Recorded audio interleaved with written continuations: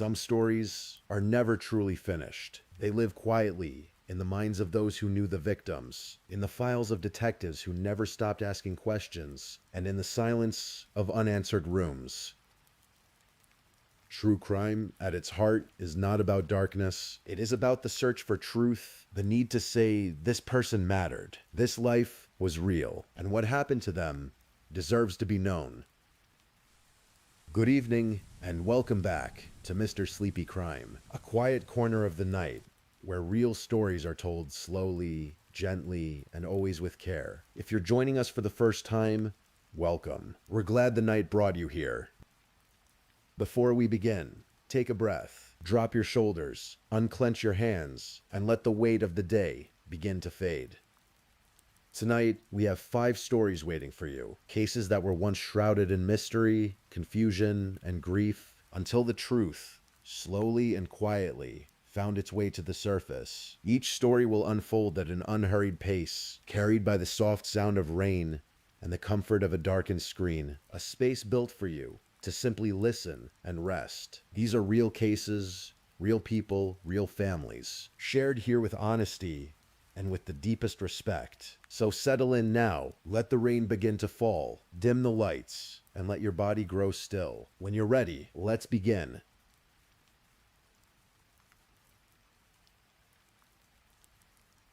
Story 1. The Case of Jesse Geoghegan.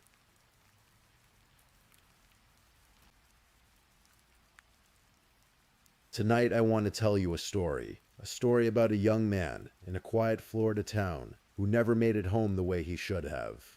A story about betrayal and love gone terribly wrong, and the web of secrets that unraveled long after it was already too late. This is the kind of story that makes you hold your blanket a little tighter, the kind that lingers in that soft place between waking and sleep. Pensacola, Florida sits right at the far western edge of the state, so close to Alabama that you could almost miss it on a map. It is a Gulf Coast town with warm salt air and long flat roads that stretch out toward the water. The kind of place where people know each other's names, where neighborhoods bleed into one another, where the same faces appear again and again at the same gas stations and corner stores. Medford Avenue, in particular, sits in a quiet residential pocket of the city in a community called Montclair. The houses there are modest and close together. The kind of street where a car parked in front of the wrong house can be noticed, where sounds carry through open windows on warm autumn afternoons. It was on Medford Avenue, on a Saturday in late October of the year 2022, that everything changed. Jesse Allen Geoghegan was 26 years old when he died. Those who loved him will tell you, he was not a perfect man. He had his struggles. Just 3 days before he was killed, he had been arrested on drug charges and a vehicle theft accusation. His sister, Cheyenne Arnold, addressed those facts plainly, and with a kind of fierce, grieving honesty that only someone who truly loves a person can offer. He's a human, she said. He makes mistakes. His mistakes don't define him as a person. And then she said something that has stayed with people ever since. When he loved, she said, he loved with everything he had, and then some. Jesse had a big heart. The people who knew him understood that, in the complicated and imperfect way that people can carry both light and shadow at the same time. He was someone's brother, someone's friend. He was, on that October afternoon, simply a young man who had come home to collect some of his belongings. He was in the process of moving out. His sister told reporters that Jesse had been at her house just hours before he was killed. He had stopped by the way people do, the way you do when life is busy and you are in the middle of something and you have no reason to believe the afternoon will be your last. He had just been there, and then he wasn't. To understand what happened on Medford Avenue, you first have to understand the tangle of relationships that surrounded Jesse Geoghegan in his final weeks. There was a woman named Alyssa Marie Blackburn. She was 22 years old at the time. She was, according to the evidence presented at trial, Jesse's girlfriend, his partner, the person who was supposed to be closest to him. But Alyssa was also in a relationship with another man, a man named Jacob Colville. And Jacob Colville was, by every account that would later emerge in court, a dangerous person. A man with a history and a temper and a willingness to cross lines that most people would never approach. Somewhere in the middle of these two relationships, Alyssa Blackburn had made a choice. Perhaps it built slowly, the way bad decisions often do, one small step at a time, until suddenly the distance traveled is enormous and there is no clear path back. Perhaps it happened faster than that. Courts and juries can establish timelines, but they cannot always explain the human mind, the way people talk themselves into terrible things. The way love and anger and fear can become indistinguishable from one another. What the evidence would ultimately show was this. Alyssa Blackburn had, at some point before October 29th of 2022, expressed a desire for Jesse Giagan to be, as she reportedly put it, made to leave her alone, and she had said it to Jacob Colville. Text messages recovered during the investigation showed discord, ongoing and simmering between Alyssa, Jesse, and Jacob. A triangle of people all pulling in different directions with too much pride and too much history and not enough wisdom to simply walk away. 9 minutes before Jesse Giagan was murdered, Alyssa Blackburn sent a message to a friend. She wrote that Jacob Colville was going to kill Jesse. 9 minutes, and no one stopped it.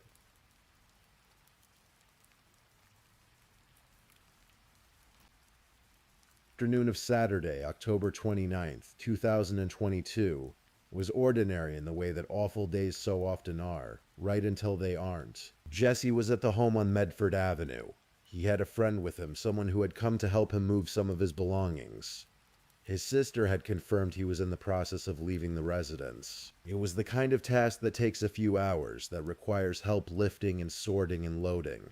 Simple and mundane, and the sort of thing that gets done without ceremony. Earlier that day, there had already been a confrontation of sorts. According to the initial report, Jesse and the same friend had pulled up to the home at one point, and there was a black Toyota nearby. Jesse, in a moment of anger, had reportedly climbed onto the roof of that Toyota and broken the sunroof.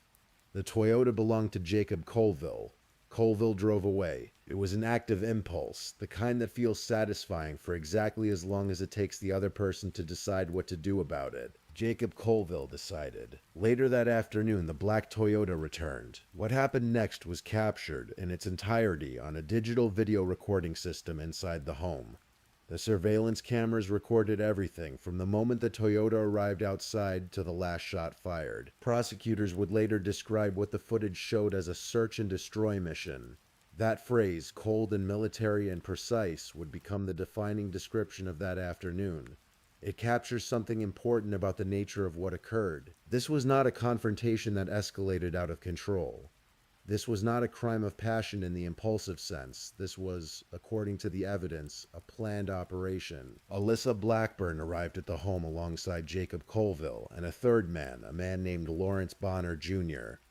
She was, court documents state, armed with a black semi-automatic handgun. She entered the residence first. She went through the house, looking for Jesse. She did not find him. Jesse Giagan, hearing or sensing danger, had hidden. He had slipped into the closet at the back of his bedroom. In the darkened quiet of that small space, he waited, hoping perhaps that whoever had come would simply leave. Alyssa Blackburn exited the home. She told Colville and Bonner that Jesse was inside, and then Jacob Colville called Alyssa directly on her cell phone to confirm, to make sure, to close the last door of doubt. The call was confirmed later by records from Alyssa's cellular phone. Colville hung up, and then he walked back inside the house. The friend who had been with Jesse that afternoon was still present during parts of what followed. He would later tell deputies what he had witnessed and heard from inside that home. He heard 2 gunshots. Then he saw Jacob Colville walking backwards out of a room, with 2 guns drawn. What came next, the friend described with the kind of terrible clarity that people who witness violence carry with them long after. Jesse Giagan had been found in that closet. He had been shot twice, and still, wounded, he did not fall immediately. He limped out of the bedroom bleeding from his leg and his chest. "Call 911, Jesse said. Those were among his last words. The words of a person who still believed there was a way to survive this. Jacob Colville shot him a few more times as he limped across the floor. Jesse fell, and then according to the report, Colville shot him 2 more times after he was already down. after he was already gone. Then Colville and Bonner walked out of the house, got into the black Toyota, and drove away. Jesse Geoghegan was transported to the hospital. He died from his wounds.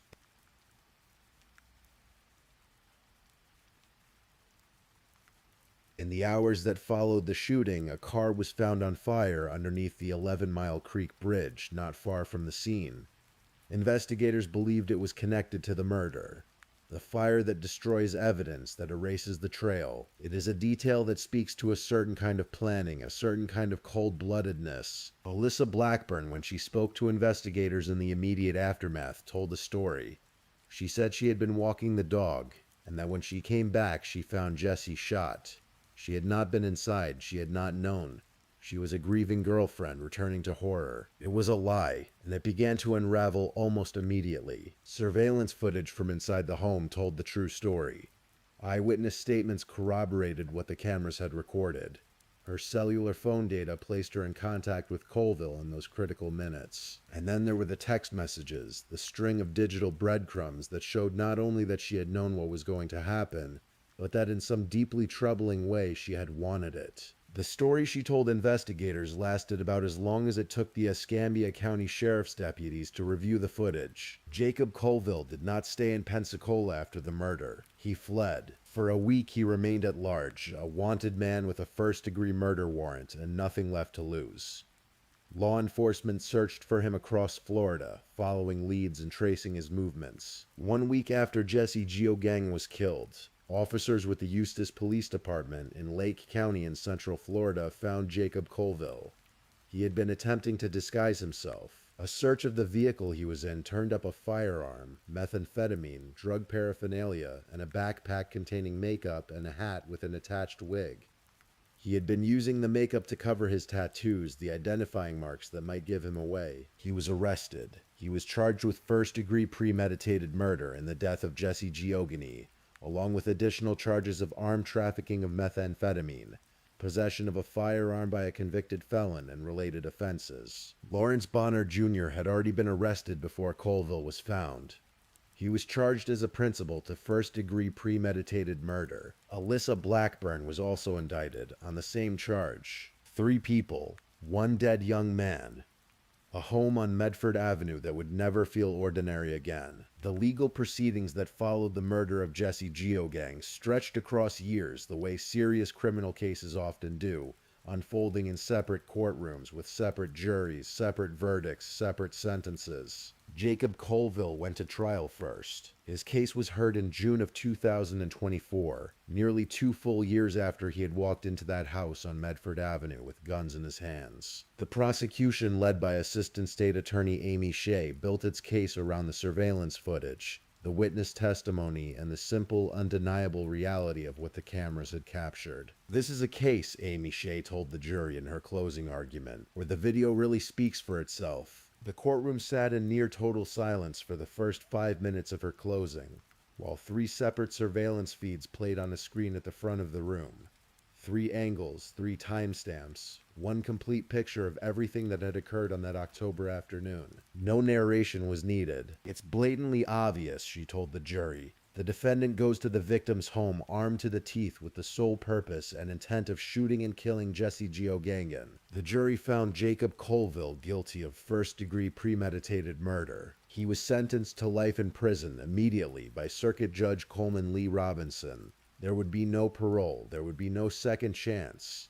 Jacob Colville, who was 31 years old at the time of sentencing, would die in a Florida state prison. After the verdict, asked if he had any regrets, Colville reportedly said he did not regret it. Those words settled over the courtroom like something heavy and permanent.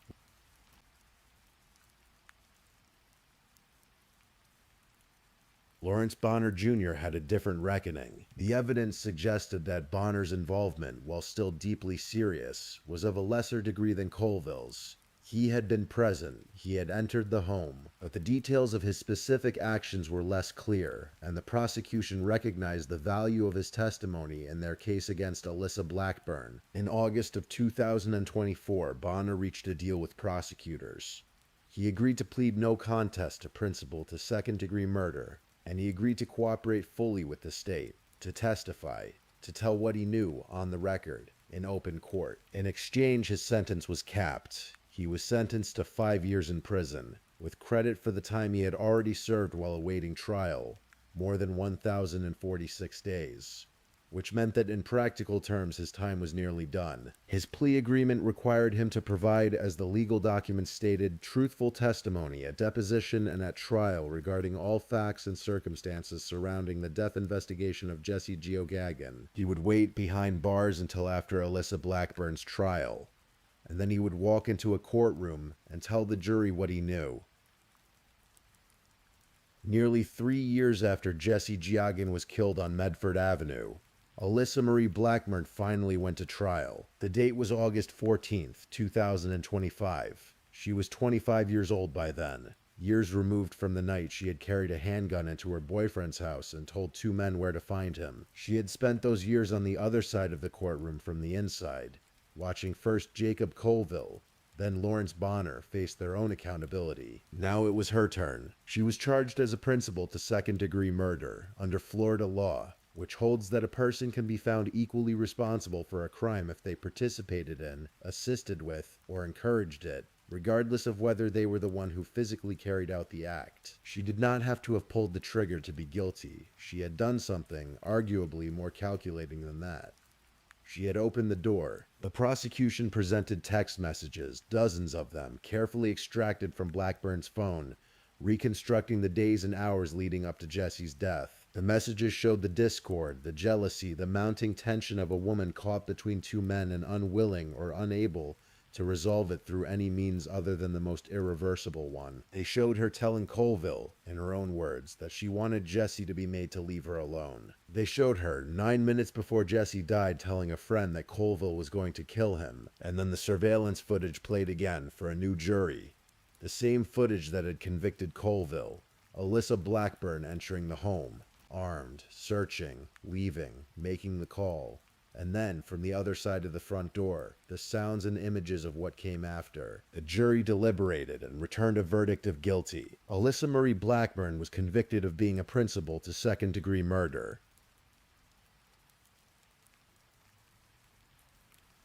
The sentencing hearing was held on October 8th, 2025, in front of Circuit Judge Amy Broderson. Before the judge handed down her decision, members of Jesse Geoghegan's family were given the opportunity to address the court, to stand in that room and speak into the record and say the things that had been accumulating inside of them for 3 years. Jesse's sister, Ashley Arnold, stepped forward. She spoke with the kind of quiet grief that goes beyond anger, the kind that has had years to settle into something permanent and unremovable. She told the judge that her brother's murder had changed everything, that the world was different now in a way it could never be undone, that Jesse had simply been trying to come home that day. Now that he's gone, she said, everything is different. He was just trying to come home that day, and now he's sitting on a shelf in my house. And then she said, with the weight of someone who knows exactly what they are losing by saying it, a whole part of me is gone. Another sister, Cheyenne, had spoken in the days after the murder, before any verdicts, before any sentences. I hope that you live with it every day of your life, she had said, about the people responsible. Now, 3 years later, the court was deciding whether they would. Judge Amy Broderson handed down her sentence. Life in prison without the possibility of parole. Alyssa Marie Blackburn would spend the remainder of her life in a Florida State Correctional Facility. She would not come home. She would not see another October afternoon on any street other than the one behind prison walls. She would grow old inside that sentence, if she grew old at all. 3 people went to prison for the murder of Jesse Geoghegan. Jacob Colville, life without parole. Lawrence Bonner Jr., 5 years with time served. Alyssa Marie Blackburn, life without parole. Jesse Geoghegan was 26 years old when he hid in the back of a bedroom closet and listened to people move through his house looking for him. He was 26 years old when he limped out of that room and asked someone to call for help. He was 26 years old when no help came in time. He had made mistakes. He had loved deeply. He had, in the hours before he died, spent time at his sister's house, the ordinary, unremarkable kind of time that families share without knowing it is precious until it is gone. His sister said he was going to come through her door one day and say it was okay. He never did. The surveillance footage from inside that house on Medford Avenue exists somewhere in an evidence locker, on a hard drive in the court record. The whole story is on it. The arrival, the search, the phone call, the final minutes, all of it preserved on a digital recording that nobody who watched it in that courtroom is likely to forget. Sometimes justice comes. Sometimes it takes 3 years and 3 separate trials and 2 sisters speaking into a microphone in a courtroom while a judge listens. Sometimes the evidence is all there, the texts and the footage and the witness accounts, and still it takes that long for the legal machinery to finish turning. But it turned. Jesse Geoghegan deserved better than the afternoon he was given on October 29th, 2022. He deserved the chance to finish moving out of that house, to drive away, to begin whatever came next. He didn't get that chance, but the people who took it from him, they are no longer free. They will carry that October afternoon with them for the rest of their lives in a way they cannot put down or walk away from. And Jesse, complicated and human and deeply loved, is remembered. His sister keeps him on a shelf, and somewhere in the memory of the people who loved him, he is still coming through the door. That is the story of Jesse Geoghegan and the long road that carried everyone involved toward the only kind of ending available.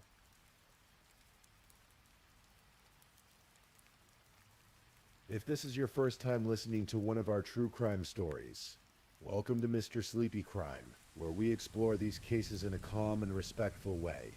I also want to take a moment to appreciate my amazing subscribers who've been rocking with me. Thank you so much for your continued support. If you're still awake and listening, don't forget to drop a comment. Let me know where you're tuning in from and the current time in your corner of the world. Or just say something to let me know you're still here. And if you haven't already, be sure to like this video and subscribe so you don't miss our next true crime stories for sleep. Now let's move on to our second story.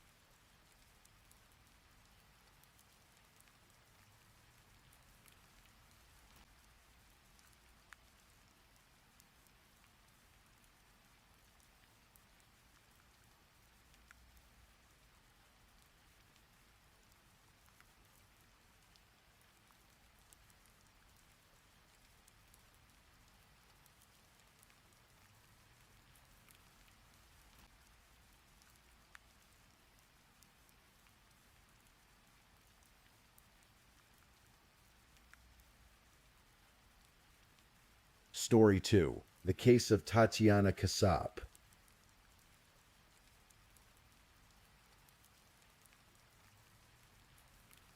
Tonight I am going to tell you a story, the kind that unfolds slowly like fog rolling in over a quiet Wisconsin neighborhood, where the houses all look the same and the lawns are trimmed and nothing, on the surface, ever appears to be wrong. This is a story about a mother, a woman who crossed an ocean, who built a life from almost nothing, who loved her son deeply, and who, on an ordinary winter evening, could not have known that the life she had so carefully constructed was about to come to a devastating, irreversible end. Her name was Tatiana Kassab, and this is her story.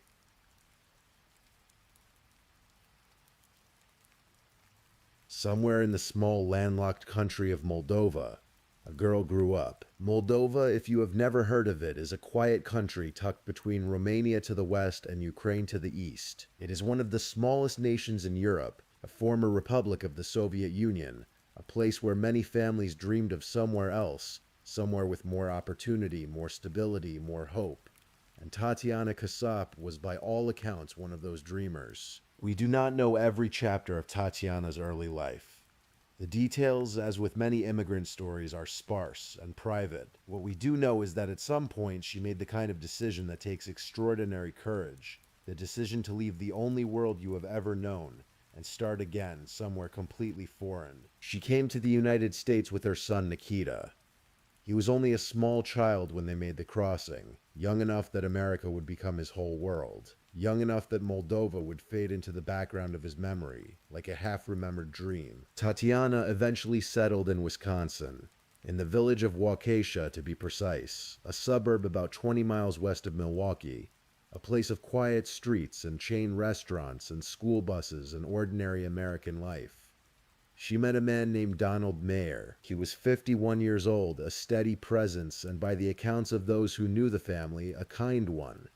He and Tatiana married, and by the time the world caught up with their story, they had been together for roughly 9 years. Donald welcomed Nikita into his life as a stepson. He reportedly treated the boy like his own. From the outside, the family at Cider Hills Drive appeared to be doing exactly what immigrants dream of doing. They were making it. Tatiana had enrolled at Carroll College, studying and building toward something. Nikita, their son, their teenager, was by all appearances a model student at Waukesha West High School. He had never missed a single day of school, not one. His attendance record was quite literally perfect. Neighbors noticed nothing unusual. There were no loud arguments spilling out into the driveway, no calls to the police, no warning signs written in the air of that quiet suburban street. The family, as seen from the outside, was simply a family. Ordinary, unremarkable, safe. But things that appear safe are not always so.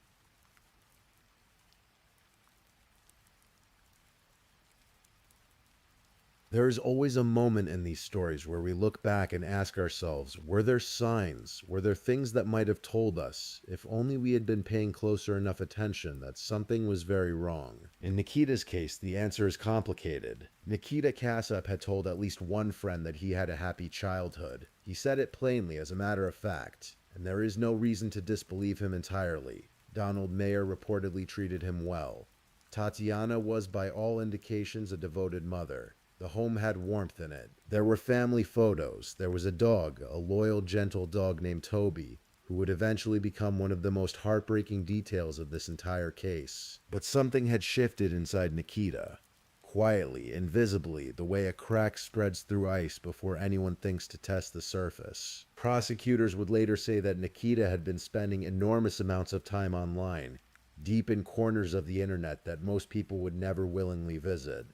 He had been reading about serial killers. He had been reading about school shootings. He had become, according to District Attorney Leslie Bose, addicted to disturbing websites, though she did not elaborate on the specifics in open court. What the evidence did reveal, in painstaking digital detail, was a young man who had constructed an entire alternate reality inside his head. A reality in which he believed himself to be part of a revolution, a soldier in a war that only he and a handful of strangers on the internet could fully see. He had been communicating through an encrypted messaging application called Telegram with at least one individual who spoke Russian. The nature of that relationship, who the person was, how they found each other, what precisely was promised and exchanged, remained murky. But the messages themselves were preserved, and they were chilling. In those messages, Nikita asked questions, practical questions, logistical questions, questions that no 17-year-old boy should ever be asking. He asked how long he would need to hide before being moved to safety. He asked whether he would be able to live a normal life in Ukraine even after it was found out what he had done. He asked these questions as though the answer to them was only a matter of timing. He had also, investigators would discover, written a manifesto. 3 pages, single-spaced, rambling, and filled with the kind of hateful ideology that spreads like a virus through the darkest online spaces. The manifesto called for violence. It named a specific target. It spoke of revolution, of collapse, of saving what Nikita had convinced himself was worth saving. He had purchased, or was in the process of purchasing, a drone. He had inquired about explosives. He had, according to federal authorities, paid for at least a portion of what was described as a weapon of mass destruction. All of this was happening in the months before February of 2025. And Tatiana Kassup, who loved her son, who had uprooted her entire life to give him a better one, did not know.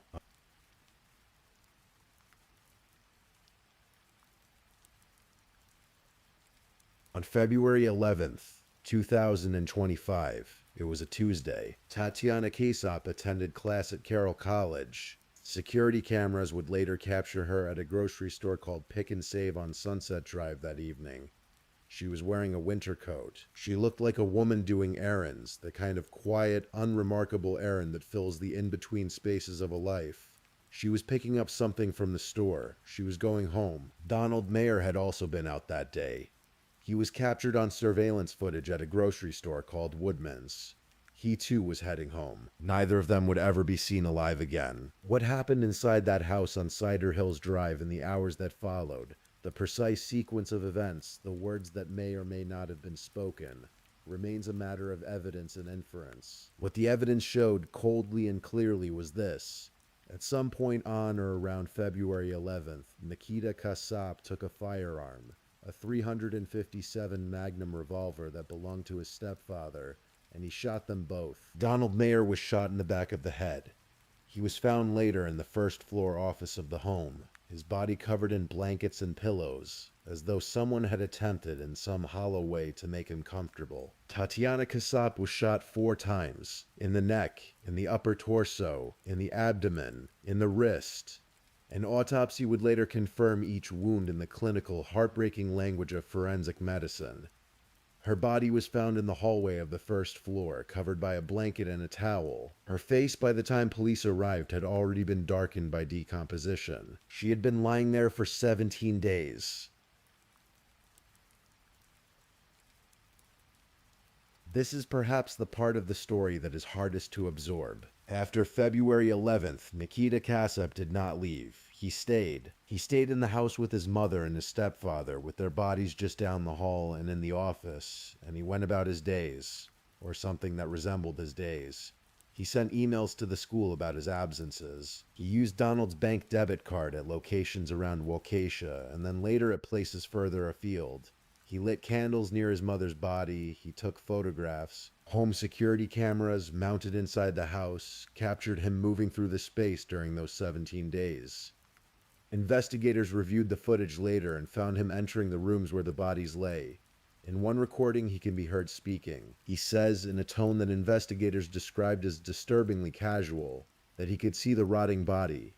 He said it plainly, almost conversationally. He had also, in the days immediately following the murders, continued to submit schoolwork electronically. One assignment was submitted the day after the killings. The digital timestamp sitting there quietly like a record of something deeply, deeply broken. He sat with what he had done. He lived inside it. And then, on February 23rd, 12 days after the murders, he packed the car. He took Donald's Volkswagen Atlas. He took the 357 Magnum. He took $14,000 in cash, jewelry that belonged to his parents, their passports, their driver's licenses. He took Toby, the family dog, and he drove. He drove through Illinois, through Iowa, through Nebraska, through Wyoming, through Colorado. He drove west and south, a 17-year-old boy with a gun on the passenger seat and the weight of what he had done somewhere behind him on the highway. Meanwhile, in Wisconsin, the silence was becoming impossible to ignore. Judith Mayer, Donald's mother, had not been able to reach her son or Tatiana for weeks. She told investigators later that she had been confused and hurt. She thought perhaps they were angry with her. She had received a handful of suspicious messages from Donald's phone on February 23rd. Messages that did not quite sound like Donald. Messages that felt off in a way she could not entirely articulate. But she did not know what to do. She waited. She wondered. Nikita's school had also noticed. He had not appeared for 2 weeks. That was extraordinary for a student with a perfect attendance record. Someone made a call. On Friday, February 28th, 2025, at 9:44 in the morning, the Waukesha County Communications Center received a call requesting a welfare check on a family residing in the village of Waukesha. Police officers arrived at the house on Cider Hills Drive. From the moment they stepped onto the property, something was wrong. The smell reached them before they reached the door. That particular, unmistakable smell that law enforcement officers know and that no one else ever wants to know. The odor of decay, as the official documentation would later describe it, neutral and clinical. 2 words that do not come close to capturing what it means to stand at the threshold of a house where 2 people have been dead for 17 days. Inside the hallway, beneath a blanket and a towel, they found Tatiana Kasap. Her face was blackened, dried blood had pooled and dried on the floor around her. She was wearing the same winter coat she had been wearing in the grocery store footage from February 11th. Officers returned later with a warrant.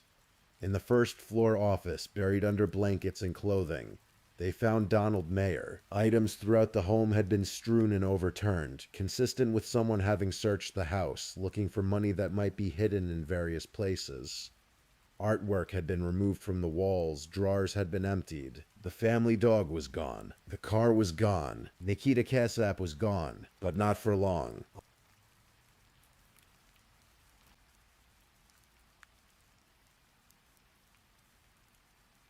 On the same day that police were standing inside that house on Cider Hills Drive, Nikita Kasap was driving through rural northwestern Kansas. He had been on the road for 5 days by then. Somewhere in the flat, wide-open plains of a state he had likely never visited before, a traffic stop caught him. He ran a stop sign. It was something small, the kind of minor infraction that barely registers in a normal day. The kind of thing that most drivers do once in a while without consequence. But when officers pulled over the Volkswagen Atlas and looked inside, they found a great deal more than a teenager who had run a stop sign. The gun was in plain view on the passenger side floorboard. Unused ammunition and shell casings were in the vehicle. His parents' driver's licenses were there. $14,000 in cash, jewelry, passports, and Toby the dog sitting in the back seat alive and unharmed. The most innocent passenger in what had become one of the most disturbing cases Wisconsin had seen in years. Nikita Kasap was arrested on February 28, 2025. He was 17 years old. He was taken into custody without incident. Investigators seized Nikita's cell phone and other electronic devices, and what they found inside them painted a picture that had been forming quietly for months. The telegram messages came first. Messages in Russian exchanged between Nikita and at least one unknown individual. Messages from January of 2025 in which Nikita asked how long he would have to hide before being relocated. Messages in which he asked, in plain and practical terms, whether he would be able to live a normal life in Ukraine once what he had done became known. Then there were the images. Investigators found photographs of a 3-page document on his phone. It was a manifesto. It referenced Adolf Hitler. It contained anti-Semitic language. It called for the assassination of the sitting president of the United States and possibly the vice president, framing the act as a catalyst for political collapse. It spoke of saving the white race. It spoke of revolution. One excerpt from the manifesto read, "In the cold, breathless logic of a radicalized mind, that removing the president was guaranteed to bring chaos, and that chaos was the point." He had titled another document, recovered on his devices, something along the lines of, "Accelerate the collapse." Federal authorities also found evidence that Nikita had paid for, at least in part, a drone and explosives described in search warrant filings as a weapon of mass destruction. The killings of Tatiana and Donald, according to federal investigators, appeared to have been a means to an end, a way to obtain the financial resources and the freedom necessary to carry out a much larger plan. Classmates who were interviewed by police added more pieces to the picture. One told investigators that Nikita had spoken openly and repeatedly about wanting to kill his parents. She said she had not believed him. She had told him to get help. She had tried to talk him out of it. She said he had told her he had a happy childhood, but that he wanted to know what it felt like to not exist. Another classmate told police that Nikita had mentioned being in contact with someone in Russia, and that he had spoken about plans to overthrow the United States government. These conversations had happened before February 11th. The warning signs had been there. And yet, as is so often the case in these stories, they were dismissed as jokes, as teenage dark humor, as the kind of dramatic thing that teenagers sometimes say and never mean. Sometimes they mean it.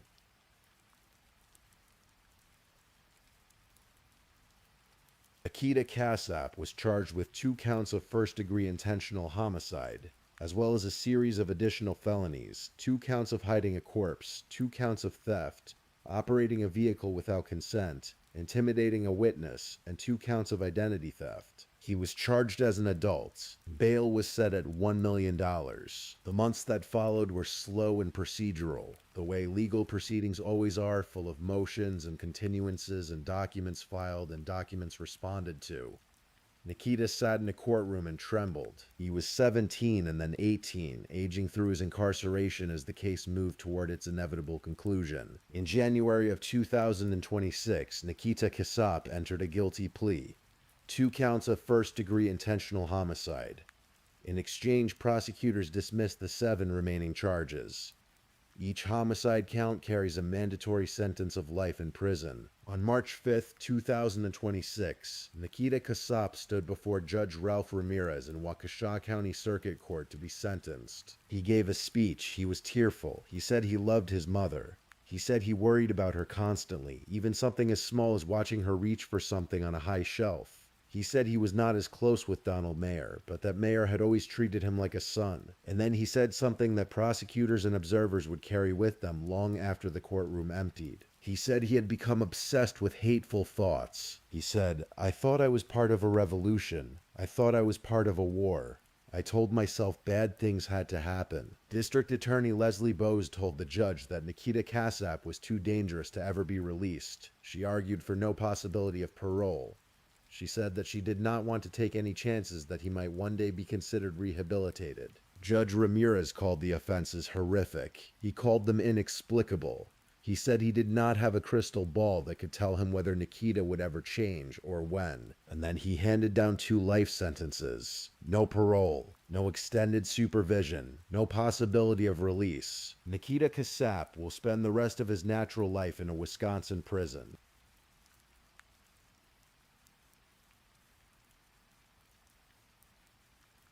Let's slow down here for just a moment, because in all of the noise of this case, in the manifestos, in the telegram messages, in the federal investigations, in the courtroom proceedings, it is easy, far too easy, to let Tatiana Kassap fade into the background, to let her become a detail in her own son's story, to let her become a victim in a headline rather than a person in a life. But she was a person, she had a life. She was 35 years old.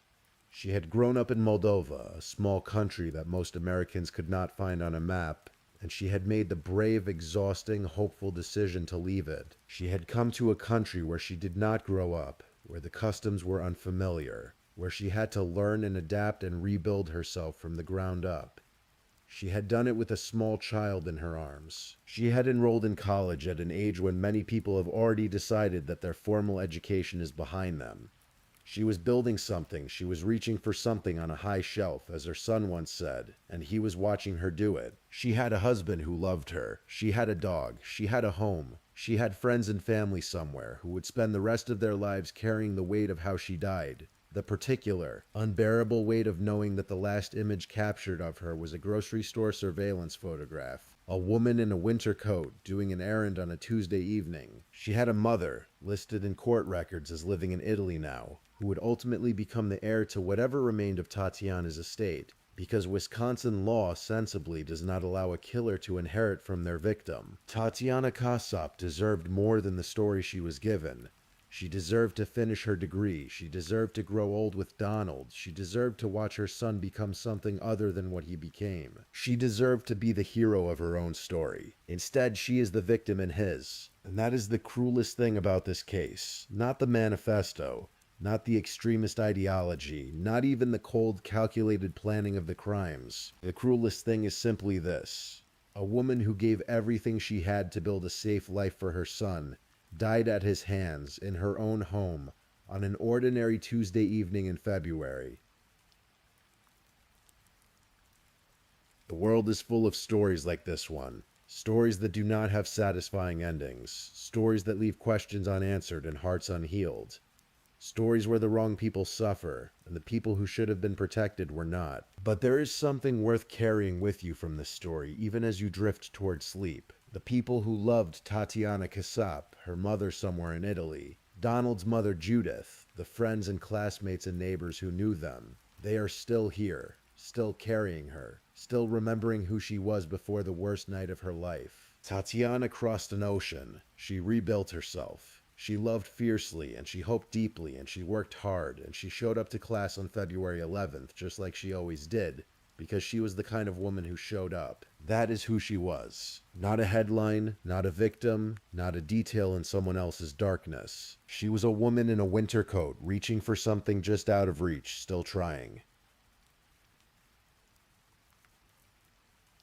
If you're still awake and listening, check whether you've left your little goodnight comment.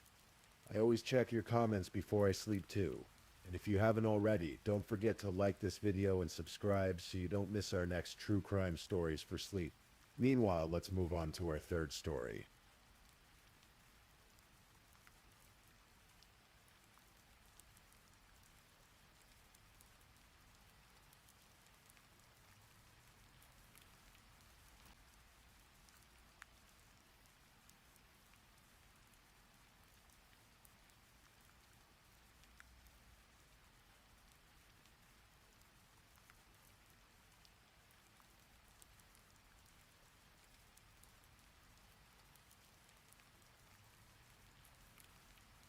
Story 3. The Smiling Widower. The Case of Anthony Lear.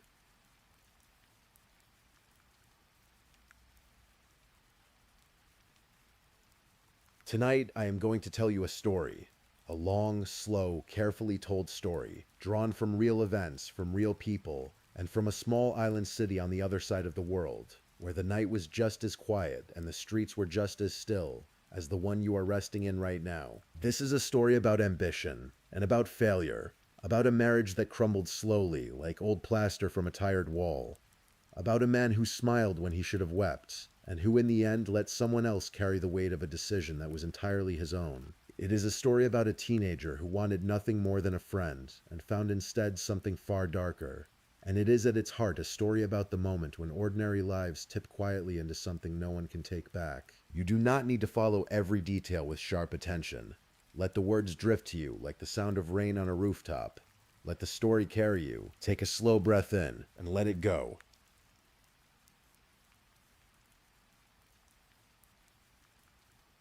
Singapore in the year 2001 was a city that never truly slept. It was a place of gleaming towers and narrow side streets, of hawker stalls open past midnight, and the constant low hum of a nation that had built itself, in barely 4 decades, from a colonial trading port into one of the most prosperous and orderly cities in all of Asia. The streets were clean, the rules were strict, and the people by and large moved through their days with a quiet industriousness, trusting in a system that promised safety in exchange for order. It was in this city, somewhere between its ambition and its stillness, that a man named Anthony Lear Tieng was born, sometime around 1967. He was the youngest of 4 children, 3 boys and a girl, raised in a household that did not stay whole for very long.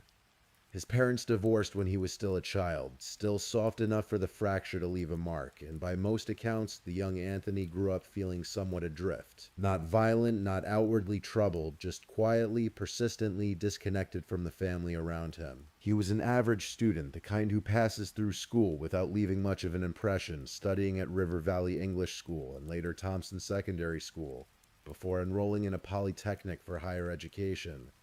But even that chapter closed early. His father, who had been paying his fees, eventually refused to continue, and Anthony, without the support or the means to carry on, dropped out in his very first year. He completed his national service, as every young Singaporean man was required to do, and then, rather than leaving, he stayed on. He signed with the Singapore Armed Forces and served for several more years, eventually rising to the rank of second sergeant. Those years gave him structure, a routine, a set of walls to live inside.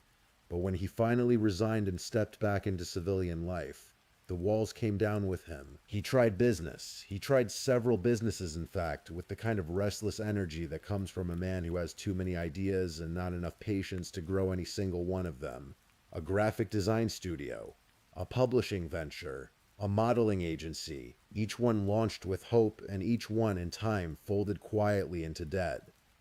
By the late 1990s, Anthony Lear was carrying a financial burden heavy enough to bend a person. But through all of that, through the failures and the mounting debt and the uncertainty, there was one thing that had felt for a while like solid ground. Her name was Annie. Annie Leong Wai Mun was 15 years old the first time Anthony Lear saw her. He was 19, and they met through their church in the way that young people in Singapore often did in those years, through community, through shared spaces, through the ordinary proximity of a Sunday morning in a familiar pew. She was young and quiet, and there was something about her that drew him in. He was older and seemed to know things, seemed to have a sense of direction that she perhaps admired. They began a relationship that lasted 5 years before they married in 1995, when she was 24 and he was around 28. On the face of it, it seemed like a beginning, a real one. They had a daughter together, born on the 13th of April, 1997. A little girl who became, by all accounts, the most uncomplicated thing either of them had ever loved. But behind the front door of their flat, the life they were living was far from calm. Anthony, almost from the beginning, was unfaithful. He had an affair with a woman named Berlinda Ho Wei Lin, a relationship that stretched over 3.5 years. At some point, inexplicably, he allowed Berlinda to move into the flat he shared with Annie and their young daughter. Annie discovered the affair. Anyone who has ever had something precious damaged by someone else's carelessness will understand, in some quiet part of themselves, the particular kind of exhaustion that follows that discovery. Not just the anger, but the long, slow weight of it. And still, Annie stayed. For a while. He had another affair with a woman named Marilyn Tan Su Fen, with whom he had also attempted a business partnership. That ended in the same pattern as everything else Anthony touched, in debt and disappointment and a slow drawing away. Annie, through all of this, had been holding things together with quiet, steady hands. She had left her bank job to help Anthony with one of his businesses. She had used their savings to settle his debts. She had tried again and again to stand beside a man who kept pulling the floor out from under her. In October of 1999, she finally left. She packed up herself and her daughter and moved in with her mother, settling into a Housing Development Board flat in Hugang Avenue 9, on the northeastern edge of the island. It was a small flat, a modest address, but it was hers, and it was honest, and it was safe. The separation, however, did not bring Anthony Lehr any peace, quite the opposite. In August of 2000, around a year after Annie left, Anthony's publishing business collapsed entirely. He was staring down near bankruptcy. The weight of it, the shame of it perhaps, pushed him to a desperate act. He attempted to take his own life by swallowing a large number of sleeping pills and was hospitalized. When Annie heard, she came. She went to him because that is the kind of person she was, and for Lear, her presence in that hospital room felt like a sign. He believed, or perhaps chose to believe, that the marriage was not over. But Annie did not return to him. She had come out of compassion, not reconciliation. And in February of 2001, she filed formally for divorce. The divorce filing set two things in motion. The first was the legal process, the custody arrangements, the division of assets, the sale of their jointly owned flat. The second was something far darker, stirring quietly inside Anthony Lear, something that the divorce papers had lit like a slow fuse. He knew he would likely lose custody of his daughter. His debts made that almost certain, and the flat, once sold, would be divided between them, leaving him less than he needed to stay afloat. The life he had imagined, or perhaps the control over a life he had imagined, was slipping entirely beyond his reach. And so Anthony Lear began to think about a way to keep it all.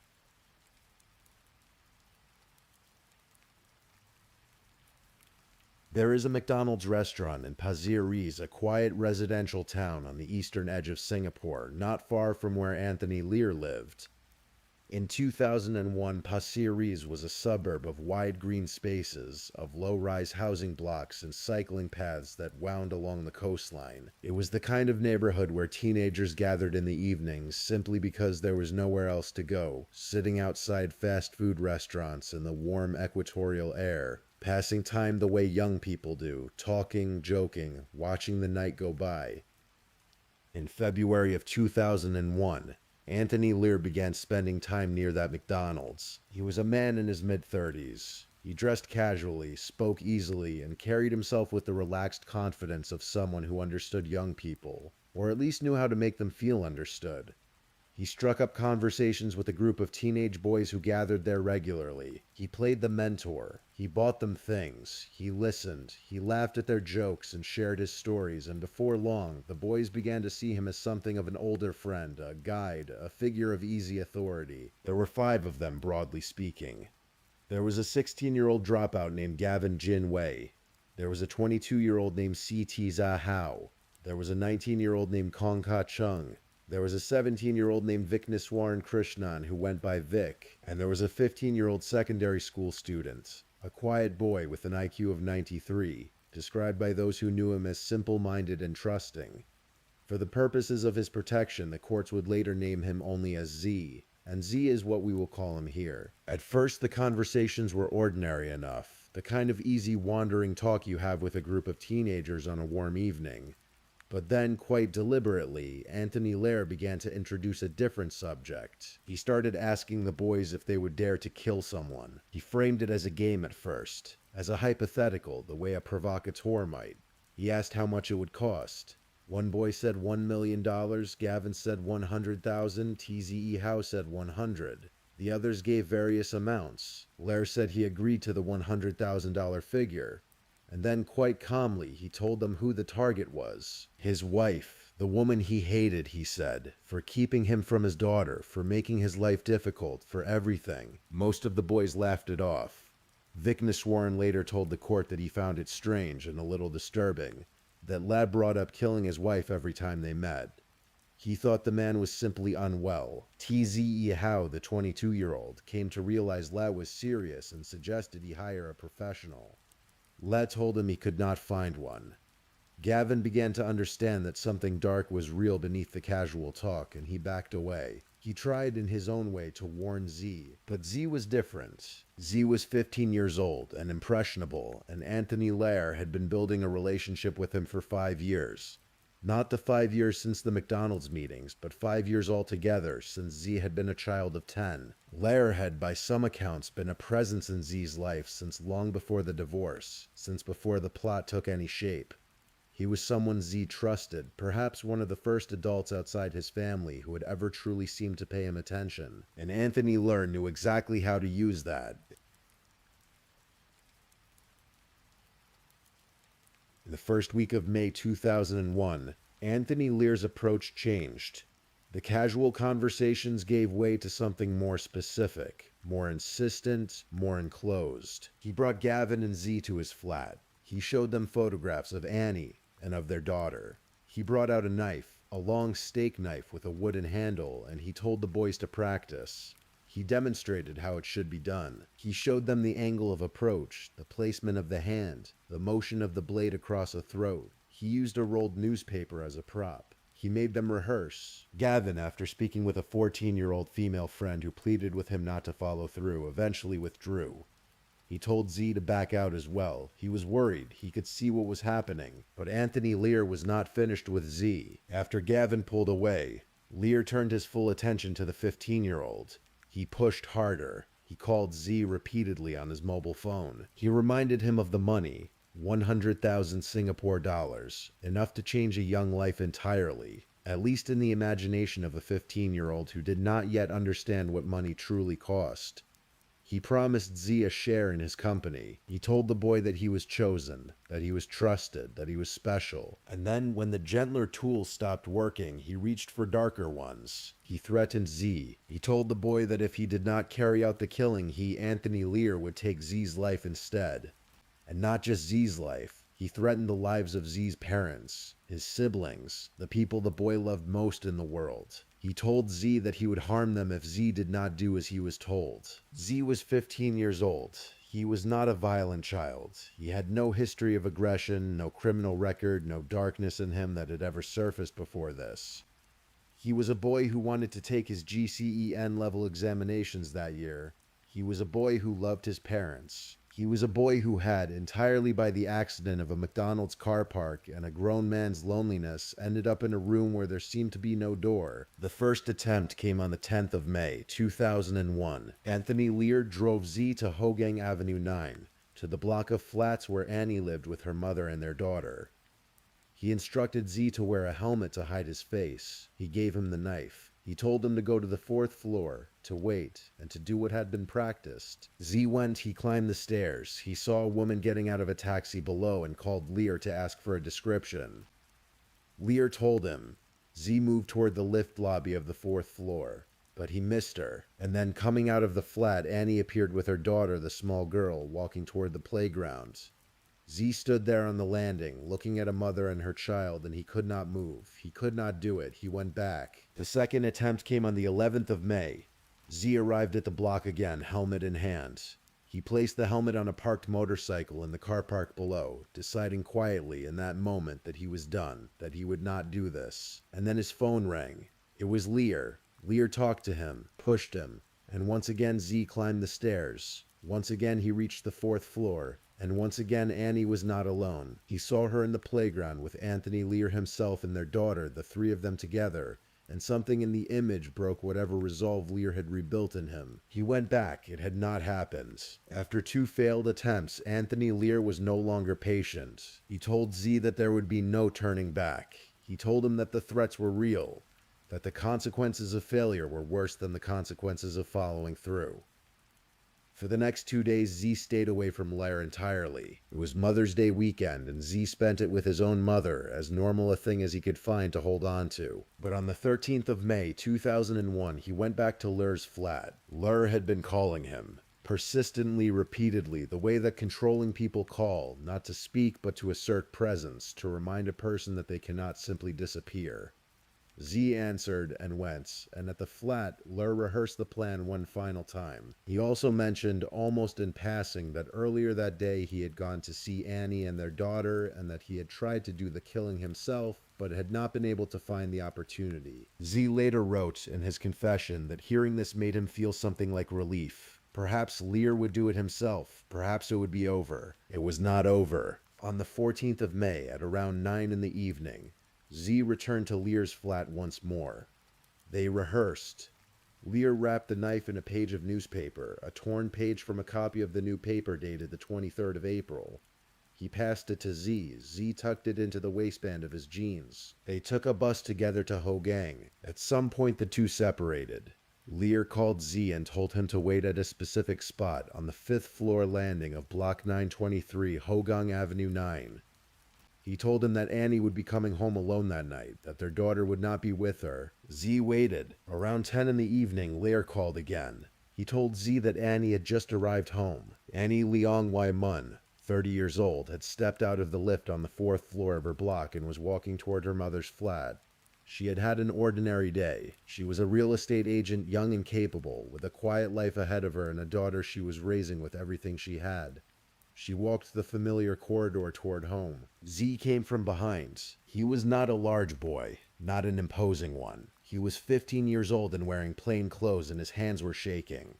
He attacked her from behind, slashing her across the neck with the knife and then stabbing her in the chest.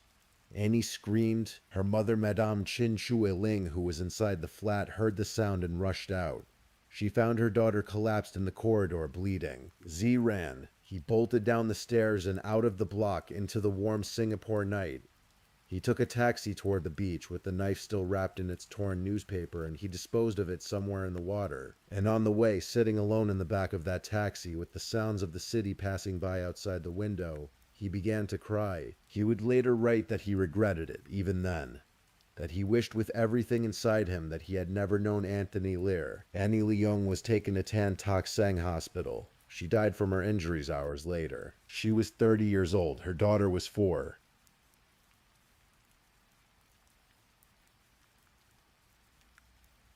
The news of Annie Leong's death broke quickly through her family and community, and within hours, word reached the police and the investigation began. Anthony Lear, learning that his wife was dead, went to the hospital. He went to the wake. He played the role of a grieving husband with the kind of careful, studied performance that, to those who did not know him, might have passed for real. He spoke about being devastated. He shook his head at the tragedy of it all. But police investigators, experienced in the particular language of people who were hiding something, found his manner strange. When questioned in the early hours of the 15th of May, Lear's answers were evasive and consistent, a little too controlled. He said the right words, but not in the right order. Something was off. Then came the forensics. At the scene of the murder, investigators found something small and ordinary and damning. A torn piece of newspaper. The weapon had been wrapped in it. The page was from a copy of the new paper, dated the 23rd of April. When police searched Lear's flat 2 days later, they found the matching half of that same torn newspaper. A page torn down the middle, one half at the scene of a murder, the other half in the home of the dead woman's husband. On Anthony Lear's computer, investigators found something else. A Microsoft Word document containing a simulated conversation dated the 17th of May, in which a character communicated phrases like, "Payment might have to wait." It was a fabricated exchange constructed to look like a back and forth between two people, written by one person. Lear had been preparing a cover story, or perhaps practicing one, in the days after the murder. Meanwhile, word of what had truly happened was already moving through the group of teenagers who had been gathered outside that McDonald's for months. 2 days after the murder, Z called his 16-year-old friend and told him what he had done. The friend, frightened, eventually told others. By the 18th of May, Z was in police custody. He gave his confession within the hour, a long handwritten account, steady in its detail, full of grief. He described everything. He described Lear's flat and the rehearsals and the knife wrapped in newspaper. He described the bus ride and the phone calls and the feeling of standing on that staircase landing and waiting for a woman to come home. And he described Anthony Lear. Later that same day, Anthony Lear was arrested and charged with abetment of murder. The trial of Anthony Lear and the boy known as Z opened on the 19th of November, 2001 in the High Court of Singapore. It was heard before Judicial Commissioner Tay Yong Kwang, a precise and deeply thoughtful jurist who would go on to become one of Singapore's most respected judges. The prosecution was led by Deputy Public Prosecutors Lo Chung Yao and Edwin San Ong Kiar. Anthony Lear was represented by one of Singapore's most celebrated criminal defense lawyers, a man named Subhas Anandin, who was known across the island for his tenacity and his humanity in equal measure. Z was represented by Edwin C. Lee Ming and Peter Ong Lip Cheng. The courtroom was packed. Singaporeans followed this case the way they followed few others, not out of morbid fascination alone, but out of a kind of stunned disbelief. A man had convinced a 15-year-old child to kill his wife. A 15-year-old child had done it, and the man, the adult in the equation, the one who had conceived and planned and rehearsed and directed the whole thing, had done so with such calculated coldness that the city found itself struggling to attach a familiar shape to what he had become. Throughout the proceedings, Anthony Lear wore a smile. It was noted by journalists, by court observers, by Subhas Anandan himself in his memoir. Not a smile of nervousness, not the uncomfortable grimace of a man trying to hold himself together. A strange, steady, almost contented smile, as though the proceedings were mildly amusing to him, or as though he were watching a play in which the outcome did not particularly concern him. He maintained from beginning to end that it had all been a game of bluff. He insisted he had never actually intended for anyone to kill Annie.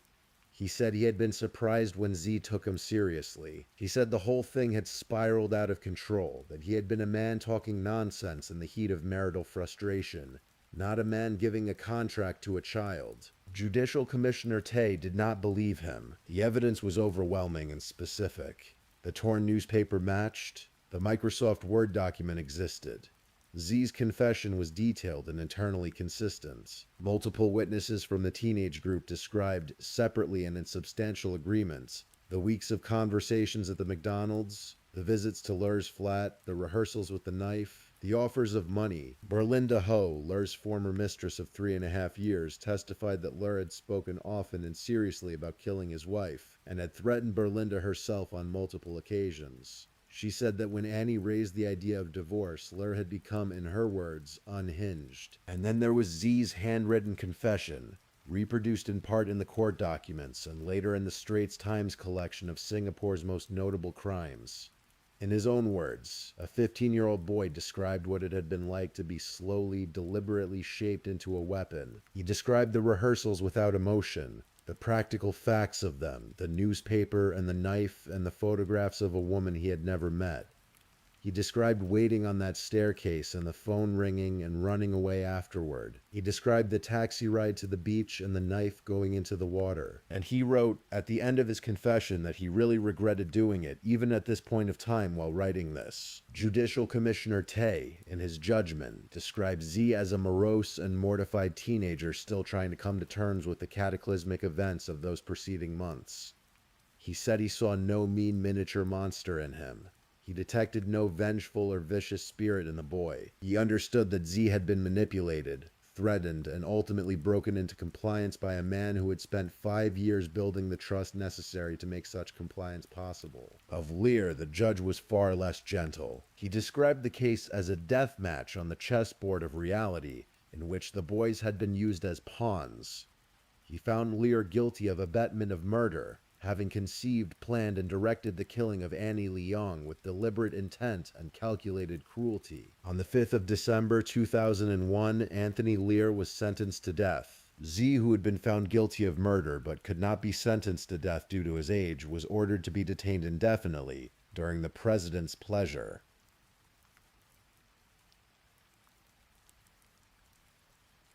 Subhas Anandan, Lur's defense lawyer, filed an appeal against the death sentence. It was heard before 3 of Singapore's most senior judges in the Court of Appeal: Chief Justice Yong Pung Hao, Judge of Appeal Chow Hick Tin, and High Court Judge Tanli Meng. On the 4th of March 2002, the appeal was dismissed. Ler then filed a clemency petition with the president of Singapore. That too was rejected. In the weeks between his failed appeal and his scheduled execution, Anthony Ler made one final gesture to his lawyer. He offered to donate his kidneys to Subhas Anandan, who was dealing with health problems of his own. Subhas declined, but recalled the offer in his memoir with something that was neither warmth nor coldness, simply acknowledgement. The strange last act of a man who had always wanted to be seen as generous, even when nothing else about him had been. On the 13th of December 2002, Anthony Ler Wee Ting was executed by hanging at Changi Prison. He was the only one who died for what happened on the 14th of May, 2001. The boy the courts named Z spent the years that followed inside Queenstown Remand Prison and then in other facilities within Singapore's correctional system. He studied. He sat his GCE N-level examinations, the same ones he had been preparing for when the whole terrible episode began. He passed them, he continued, he sat his O-levels, he sat his A-levels, he earned a university degree. By all accounts that emerged over the years, he worked with a quiet, steady seriousness, building an interior life in the only way left open to him. He was deeply remorseful. This was not the performance of remorse that sometimes emerges from people who understand that remorse is what is expected of them. It was noted by the people who worked with him, assessed him, counseled him over the years, a genuine and continuous grief for what he had done to a woman he had never known, and to a little girl who lost her mother when she was 4 years old. In 2013, Z submitted a clemency petition to then-President Tony Tan. It was denied. In 2017, at around 31 years of age, he submitted a second petition to President Halimah Yacob. On the 2nd of November 2018, after 17 years in detention, Z was released. He had been granted clemency by the president of Singapore. He walked out into a city that had changed enormously since the night he had walked into it carrying a knife wrapped in newspaper. Annie Leong's mother, Madam Chin Shui Ling, who had held her daughter in that corridor 17 years before and had never left the flat where it happened, told a family friend that she bore no bitterness toward Z's release. She was not without sorrow. She would never be without sorrow. But she was without vengeance, which is perhaps its own quiet kind of courage. Z's own parents, who had never stopped loving him, who had visited him through all those years, were there when he came out.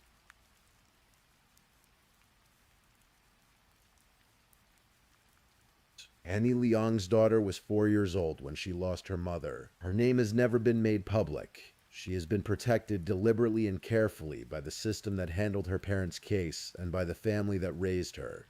She grew up in the care of people who loved her. She grew up, presumably, knowing what had happened and growing old enough at some point to understand it. There are things the public record does not contain. We do not know what it was like for her, as a child and then a young woman, to carry the knowledge that her father had arranged the death of her mother.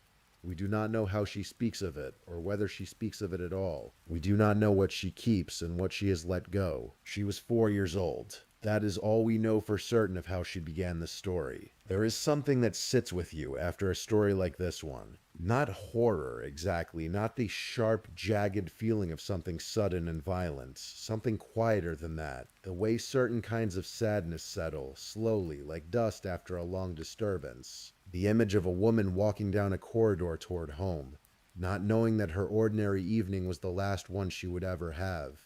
The image of a 15-year-old boy sitting in the back of a taxi, crying, already understanding the full enormity of what he had done and could never undo. The image of a 4-year-old girl, too young to understand, too old to escape the shape that day would leave on the rest of her life. And the image, somehow the most difficult of all, of a man in a courtroom, smiling. Anthony Ler was not a monster in the cinematic sense. He was not a figure of obvious menace. He was a man who failed at business and at fidelity and at honesty and at the small steady work of being a decent person, and who, when the consequences of those failures came toward him in the form of a divorce and a custody hearing and a flat sale, decided that the simplest solution was to remove the person who represented the problem.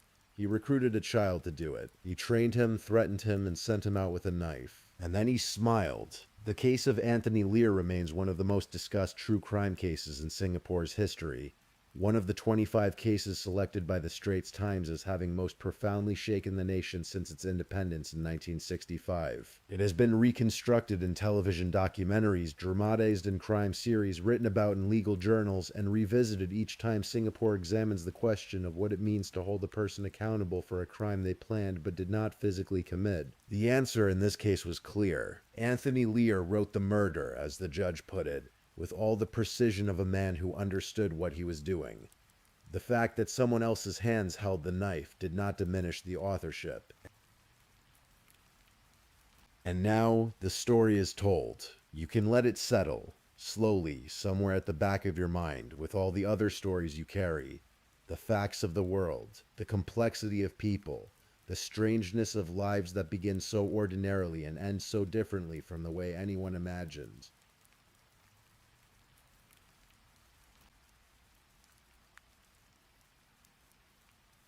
Please, I'm just putting it out there.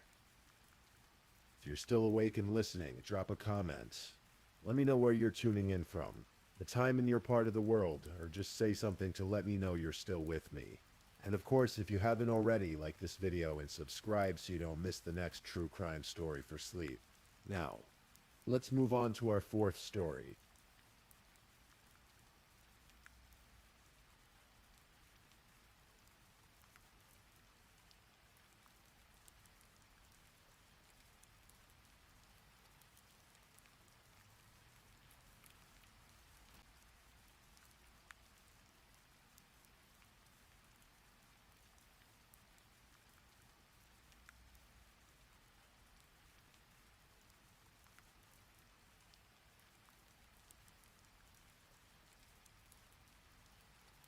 Story 4. The Girl Who Never Made It to School. The Murder of Madeline Soto.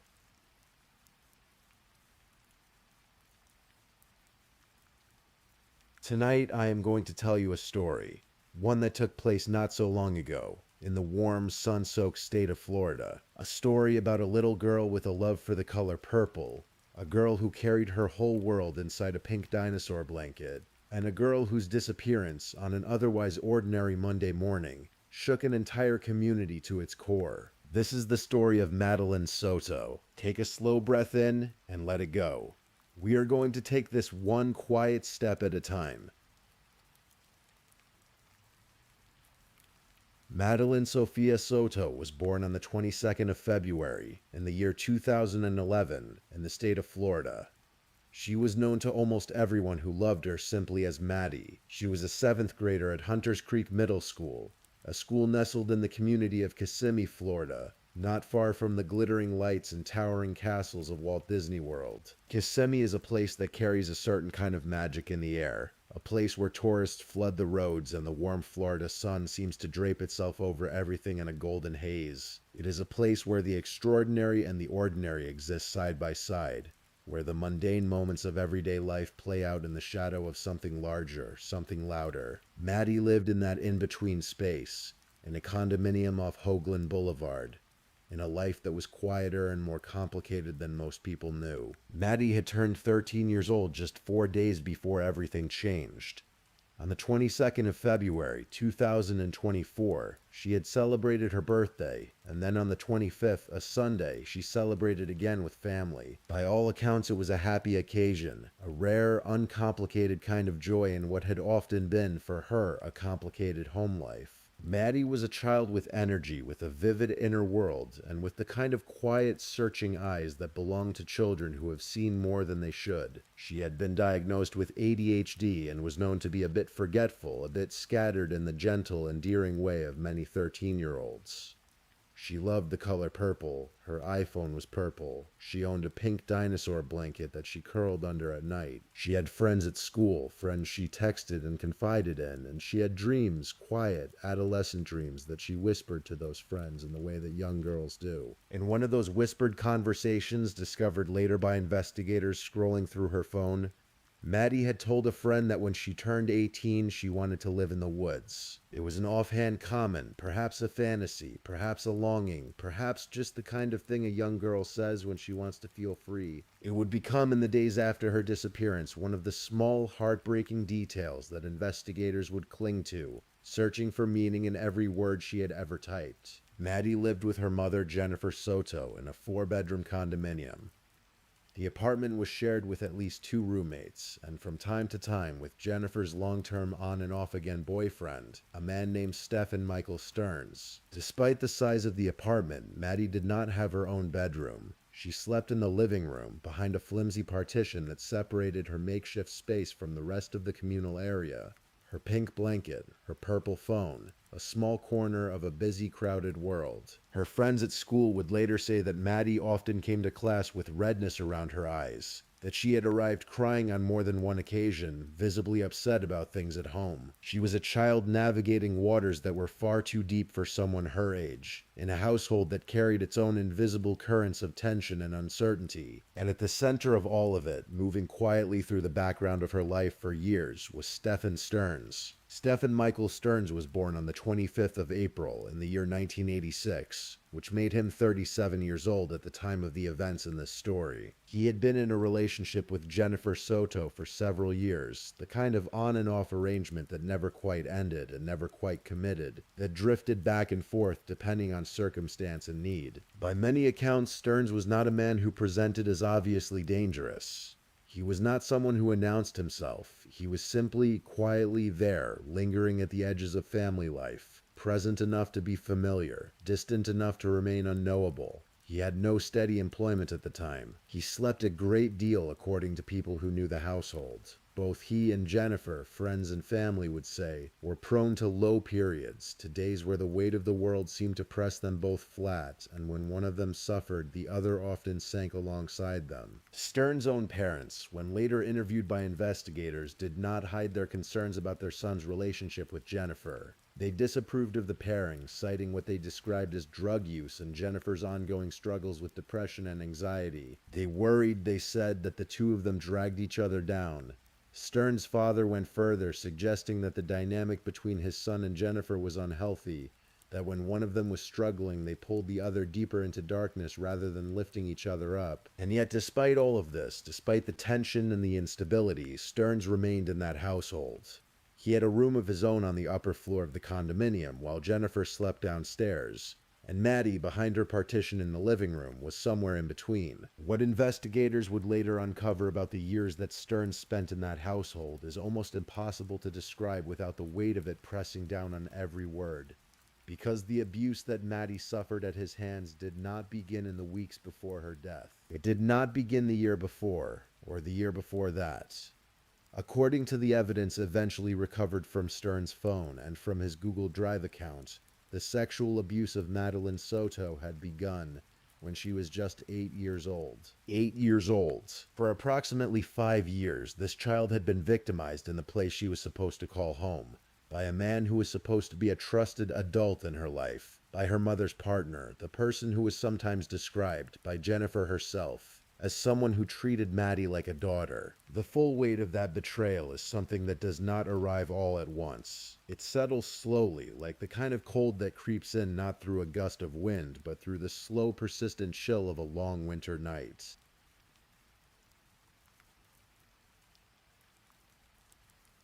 On the morning of Monday, the 26th of February, 2024, Madeline Soto woke up in her makeshift bedroom in the living room of the Kissimmee condominium, on what would be the last morning of her life. The night before had been, by all accounts, unsettling. One of the roommates in the house later told investigators that she had heard sounds coming from the upstairs bedroom, where, according to what Jennifer later told police, Maddie had gone to sleep that night alongside Stephen Stearns, while Jennifer herself slept downstairs in her own room. The roommate described what she heard as noises that she could not quite categorize, sounds that left her uneasy in the way that many things in that household left people uneasy, noticed but not spoken. By the morning of the 26th, Jennifer was preparing for the day.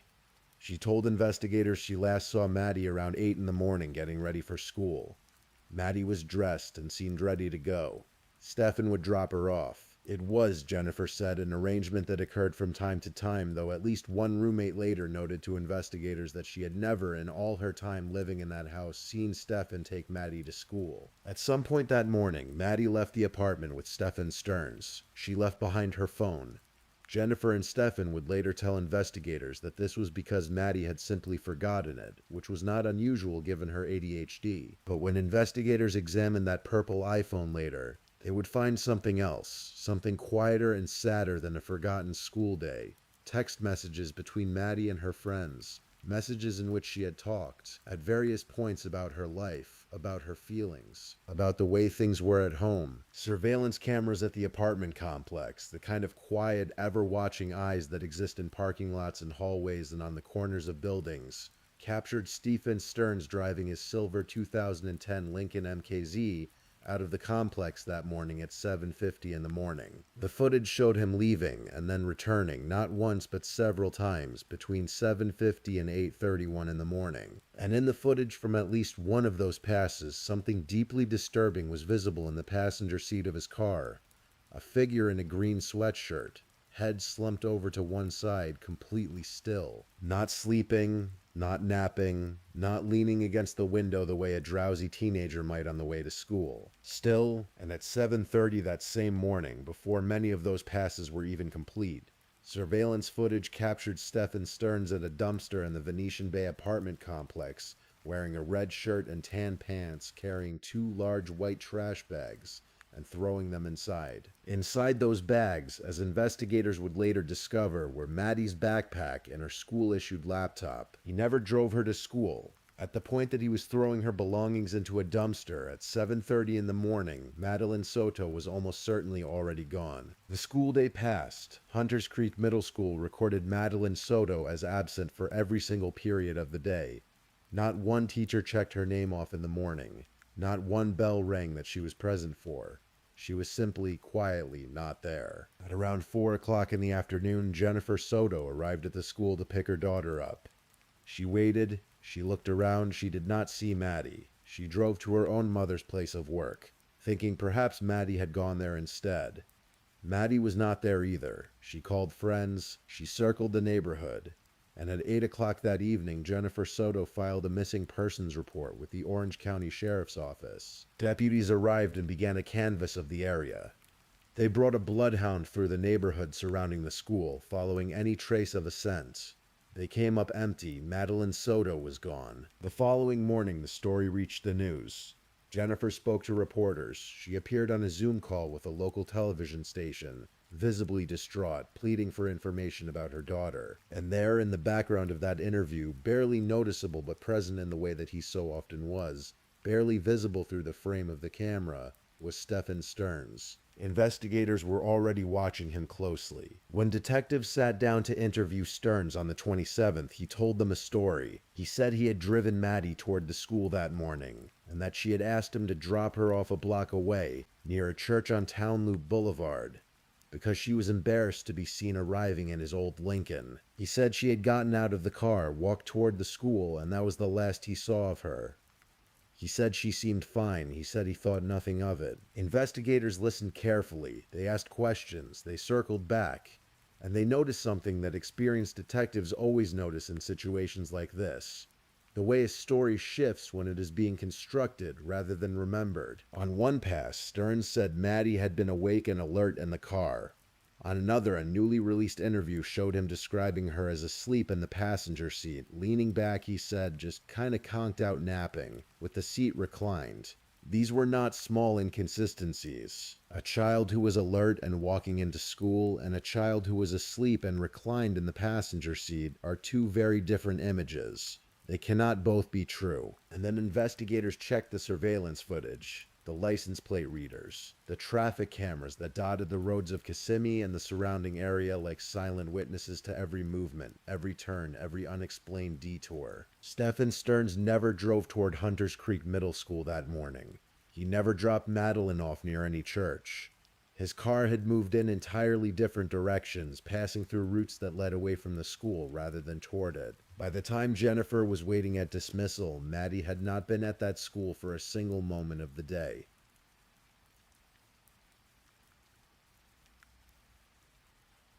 On the 28th of February, 2 days after Maddie disappeared, Stephen Stearns gave investigators his consent to search his phone. He handed it over willingly, cooperatively, with the composure of someone who had already taken steps to cover his tracks. He explained that he had accidentally performed a factory reset on the phone on the 26th, the same morning Maddie vanished.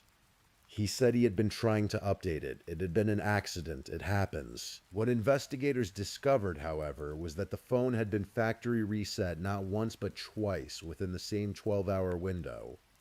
A factory reset on a modern smartphone is not an accident. It requires the user to navigate through settings, through a general management menu, through a reset submenu, and through a confirmation prompt. It requires deliberate step-by-step intention. It requires a person to mean to do it. The digital forensics unit got to work. And what they found in the recovered data of that phone and in the linked Google Drive account was a record of horror that reached back years. Photographs, videos, images and recordings that documented the sexual abuse of Madeline Soto from the time she was 8 years old. Evidence of crimes that had been committed repeatedly inside the walls of that Kissimmee condominium, in the house where Maddie had lived and slept and gone to school from and come home to, year after year after year. And there was more. Buried in the search history of that phone, investigators found queries for a drug called sevoflurane. Sevoflurane is a volatile anesthetic, a substance used in surgical settings that induces hypnosis and amnesia. Someone had been searching for information about it. The implication of that search, in the context of everything else investigators were finding, did not require much imagination to understand. When Stearns was later jailed, a recorded conversation between him and one of his relatives offered what may have been the closest thing to an admission. In that call, when a relative pressed him, told him that he had participated in what had happened, Stearns replied simply, "Yeah." And when the relative asked how the whole situation had come about, Stearns said something even more chilling. He said, "I didn't start it." 3 words that inverted the reality of everything, that attempted to place the responsibility for years of abuse on the shoulders of a child. A child who had been 8 years old when it began, who had no power, no language, no framework for what was being done to her, and no one in the home who was fighting to stop it. In the days following Madeline's disappearance, the community of Kissimmee came together in a way that communities do in moments of collective grief and fear. Flyers went up all over downtown Kissimmee. The image on those flyers was a school photograph, the kind of photo every parent keeps. A young girl with dark hair and a gentle expression, the kind of face that makes a stranger feel as though they know her. The Orange County Sheriff's Office launched a massive search operation. Over 100 personnel were deployed, including deputies, detectives, bloodhounds, intelligence analysts, and specialized search teams. The Florida Department of Law Enforcement added Madeline to their missing child alerts, listing her as endangered, a classification used for children believed to be at risk of harm from a predatory situation. Sheriff John Mina spoke at a press conference with the gravity of a man carrying more information than he could yet share. He said that investigators had accessed Maddie's phone and found the messages she had sent to friends about wanting to live in the woods when she turned 18. This led search teams into wooded areas behind Hunters Creek Middle School and throughout the surrounding region. But as the hours became days and the search teams came up empty-handed, the tone of the investigation began to shift. On the 28th, Stephen Stearns was arrested, not yet for anything directly connected to Maddie's disappearance, but on charges of sexual battery and possession of child sexual abuse material, based on what forensic investigators had discovered on his phone. He was taken to the Orange County Jail. He refused to make a first court appearance. He said nothing useful. He offered nothing. Jennifer Soto, meanwhile, was staying at a hotel near Walt Disney World with Stearns and his father as the condominium was being investigated. Those who observed her during this time described her as believing, genuinely or otherwise, that Stephen was the wrong guy, that investigators were making a mistake, that her daughter would be found. It was only when detectives showed her the surveillance photograph of Maddie slumped in the passenger seat of Stearns' car, motionless and pale, that Jennifer Soto went silent for a long moment and then began to cry. She was asked directly by investigators if she believed Stearns was responsible. She said, "At this point I do." On the 1st of March, 2024, 5 days after Madeline Soto had last been seen alive, the Osceola County Sheriff's Office found her body. She was discovered in a wooded area east of the small town of St. Cloud, in Osceola County, not far from Pearl Lake. along a remote stretch near Hickory Tree Road. She was lying in the grass of a secluded, overgrown place, the kind of area that a person would only know how to find if they had driven those roads deliberately, if they had scouted that terrain with a specific, purposeful intent. Investigators noted immediately that the bottoms of her socks were clean. She had not walked there, she had been carried. The investigation shifted in that moment from a missing persons case to a homicide. When detectives arrived at Jennifer Soto's door that evening to tell her what they had found, she reportedly received the news in silence at first, before grief arrived, slowly and heavily, the way it does when a part of a person already knows what they are being told. In the days that followed, the Orange County Medical Examiner conducted an examination of Madeline's body. The findings, released publicly in late March of 2024, were devastating and unambiguous. Madeline Soto had died by strangulation. The right portion of her hyoid bone, a small horseshoe-shaped bone at the base of the tongue that often fractures in cases of manual strangulation, was not intact. Her death was classified as a homicide. Investigators believe that Madeline had already been dead when the surveillance cameras captured her slumped in the passenger seat of Stern's car that morning, as he drove through Kissimmee, making pass after pass through the complex. They believe she died in the hours of that final night, in the upstairs bedroom of that condominium, while her mother slept downstairs. They believe Stephen Stern strangled her, drove through the early Florida morning with her body in the car beside him, threw her belongings into a dumpster, and then drove to a remote stretch of land east of St. Cloud, where he left her in the grass. Then he went home. Then he sat for a day and a half in a hotel near the most magical place on earth. Then he gave police his phone.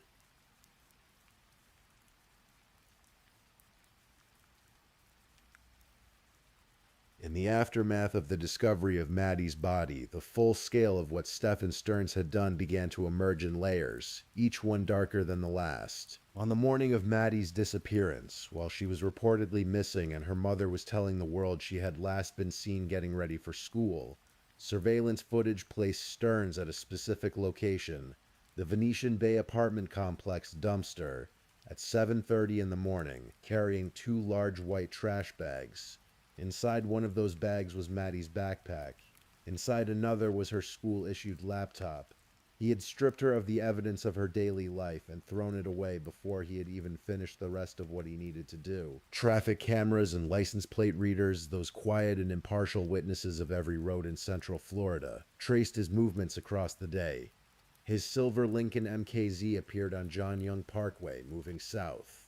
It appeared again on roads that curved east toward St. Cloud. It mapped, like a silent damning trail of breadcrumbs, the path from the apartment to the dumpster, to the wooded stretch of land near Pearl Lake where Maddie's body was eventually found. On the night of the 27th, while the search for Maddie was ongoing and he was supposedly staying with Jennifer and his father at the hotel, Stearns quietly slipped out, alone, in the middle of the night and drove across the state to North Port, where his parents lived. He was gone for hours. When investigators later asked why, he was vague and evasive, giving an answer that circled itself without ever landing anywhere. Investigators believe he was attempting to access his Google account from his parents' home internet connection, to log in and delete the photographs and videos stored in his Google Drive, the images he had not been able to scrub from the cloud when he wiped his phone. He was unsuccessful. He could not get in. His father, according to investigators, later contacted the Northport Police Department and turned over an old computer tower that had been found in Stephen's former bedroom while cleaning. Investigators also discovered a USB drive, recovered from a storage unit connected to the case, that contained over 35,000 images of child pornography.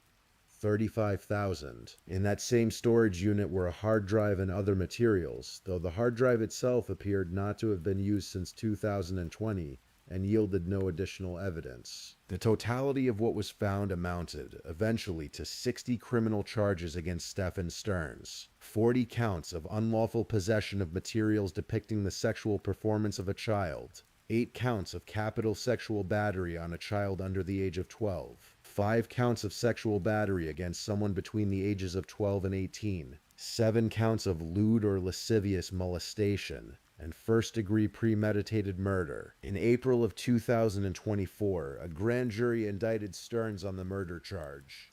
By June of that year, the state attorney's office announced that it would seek the death penalty.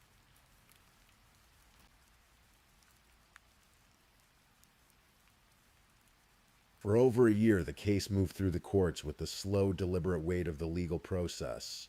Stearns pleaded not guilty to all charges. His attorneys filed motions to suppress evidence, arguing that the phone search had not been conducted with a warrant. They argued against the death penalty. They sought to close court hearings to the public. None of it held. A judge ruled that the phone evidence was admissible. The death penalty remained on the table, and the public watched. Then, on the 21st of July, 2025, in a Kissimmee courtroom, Stephen Michael Stearns stood before a judge and entered a plea. He pleaded no contest to first-degree premeditated murder. He pleaded guilty to 20 counts of sex crimes. In doing so, he avoided the trial that had been scheduled and avoided the possibility of execution. The plea deal had been reached, prosecutors said, in close coordination with Maddie's family. Later that same afternoon, Osceola County Circuit Judge Keith Karsten sentenced Stephen Stearns to 21 concurrent life sentences in state prison, with no possibility of parole. He will never leave prison. He will die within those walls, carrying with him the full weight of every violation, every abuse, every moment of terror he inflicted on a child who had no one powerful enough to protect her. No contest to murder means he did not formally admit guilt for the killing, but he did not deny it either. And in the courtroom that day, the family of Madeline Soto was present, and they spoke. Maddie's father, Tyler Wallace, had not been a primary presence in her daily life, something he acknowledged in his statement to the court. He was a man who, by his own words, had wanted to be more a part of her life, who had grieved not only the daughter he lost, but the future with her that he would never have. He stood before the judge and addressed Stephen Stearns directly. He said he could not grasp the selfishness of what Stearns had done. He called him depraved. He called him weak. He called him a coward. And then he said something that carried the particular devastating truth of grief that has no endpoint. It doesn't heal with time. Because of what you did, he told Stearns, I will never meet the woman she was becoming. Maddie's maternal grandmother, Yolanda Zambrano, who had been by all accounts a second mother to the girl, submitted a letter that was read aloud in court by a prosecutor. She described herself as carrying a broken soul. She said that Stearns had betrayed Maddie's love, her trust, her innocence, her body. And then she said, if that wasn't enough damage, he took her life. And with her, he killed a piece of our souls. State Attorney Monique Worrell, standing before the cameras after the sentencing, said that Madeline's life had been stolen in a senseless act of violence. She was careful with her words, as lawyers often are, but the weight beneath them was clear. Madeline Soto had not simply been a victim of a single act of violence. She had been a child whose life had been stolen, piece by piece over the course of years, in a place where she should have been safe, by a person who had been allowed to remain in her world long after he should have been gone from it.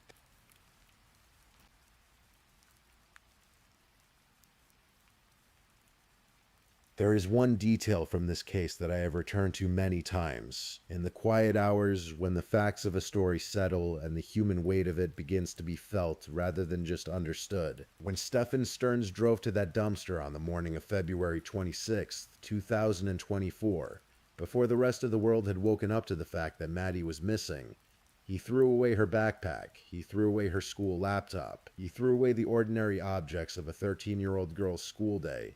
The things she carried because she was a student, because she was supposed to be going somewhere, because she had a whole day ahead of her. He threw them away. He did not throw them away in a panic. He drove to that dumpster deliberately. He parked, he got out, he lifted the bags, he put them inside. He got back in his car, with Maddie still in the passenger seat, slumped and still and wearing her green sweatshirt, and he drove away. In one of the evidence photographs taken by investigators inside the Kissimmee condominium during the search of the property, among the items cataloged and removed was a pink dinosaur blanket and a purple comforter, the things a 13-year-old girl puts on her bed, in her corner of the living room, in the apartment that was never entirely hers but that she had tried to make feel like home. Those small, soft, ordinary things, the color of childhood and comfort and sleep. Maddie never came home to them again. Madeline Soto was 13 years old. She had just turned 13 4 days before she was killed. She had a birthday, and she had cake, and she had family around her, and she went to sleep that night the way children do, in the ordinary, unremarkable way, without knowing it was one of the last times. Her story is not just a story about violence, or about crime, or about the failures of those who should have protected her. It is a story about a girl, about a purple phone and a pink blanket and a corner of a living room that she called her own, about a child who told her friends she wanted to live in the woods someday, who came to school with red-rimmed eyes and still showed up, who was a seventh grader and a birthday girl and a daughter and a granddaughter who was loved and who deserved so much more than the life she was given. She deserved to grow up. Stephen Michael Stearns will spend every remaining day of his life in a Florida state prison. He will wake up behind those walls and he will go to sleep behind those walls and he will never again be free.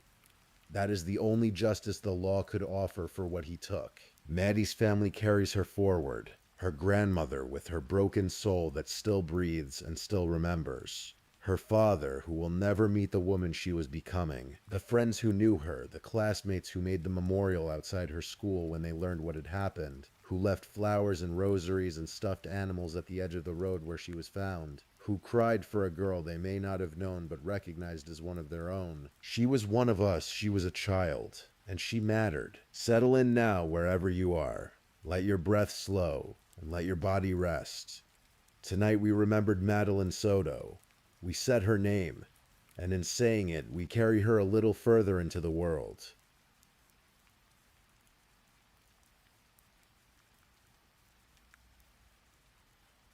Please, if you're still awake, let's move on to our last story.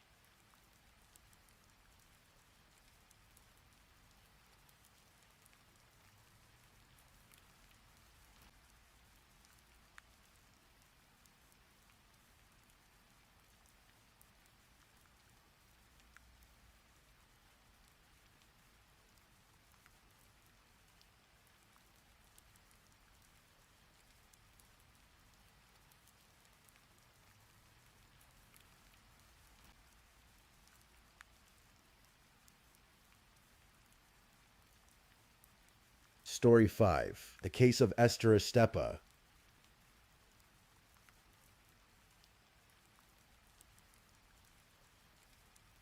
Tonight we are going to talk about something real.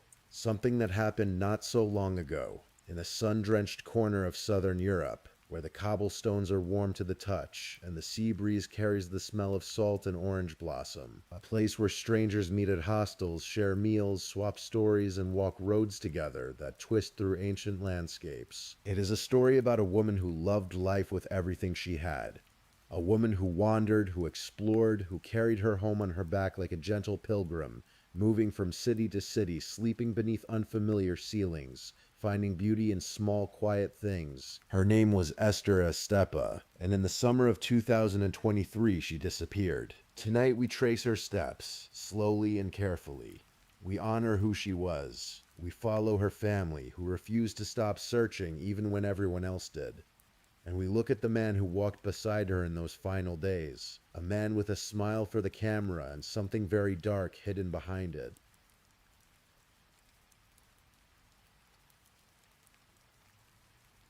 Esther Estepa was 42 years old when she disappeared. She was born in the early 1980s, a Seville woman through and through, raised in the warm amber light of Andalusia, that wide and ancient region of southern Spain where flamenco echoes down tiled alleys and summers stretch long and golden into September. She was the kind of woman people remembered, not because she was loud, but because she was present, warm, genuinely curious about the people she met. She had a laugh that people who knew her describe as infectious, the kind that fills a room and lingers after she has left. Esther loved animals deeply. She kept 2 dogs, and those animals were not simply pets to her. They were family. She spoke about them the way a mother speaks about her children, with tenderness, with worry, with a kind of quiet devotion that said everything about who she was as a person. By the time she reached her early 40s, Esther had chosen an unconventional life. She had no fixed address. She moved from place to place across Spain, staying in hostels and shelters, walking trails, meeting strangers, absorbing the country she had grown up in as though seeing it for the first time.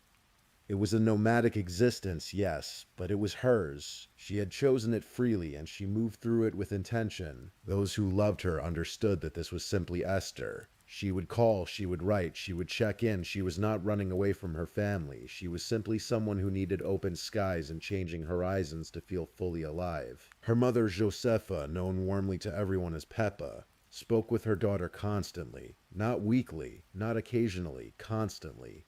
Every single day, Esther and her mother exchanged messages, small hellos, little updates, the mundane details that hold a relationship together across distance. To Peppa, those daily messages were not just habit, they were proof of life. They were love, delivered in small, quiet installments. Esther also had a sister, Raquel, who knew her perhaps even more deeply than most. Raquel understood the rhythms of her younger sister, the way she wrote, the particular words she chose, the texture of her warmth in a text message. That intimate knowledge would in time become one of the most important tools in a family desperate to find the truth. In the years before her disappearance, Esther had endured something painful. She had been in a relationship that turned abusive. In 2022, she had filed a formal complaint against her ex-partner in Seville, a courageous act, and one that spoke to her resilience. The relationship was behind her. She was rebuilding. She was on the move, literally and figuratively, finding her footing again, one step at a time. It was in this chapter of her life, this in-between time of healing and wandering, that Esther found herself in the city of Alicante in the summer of 2023.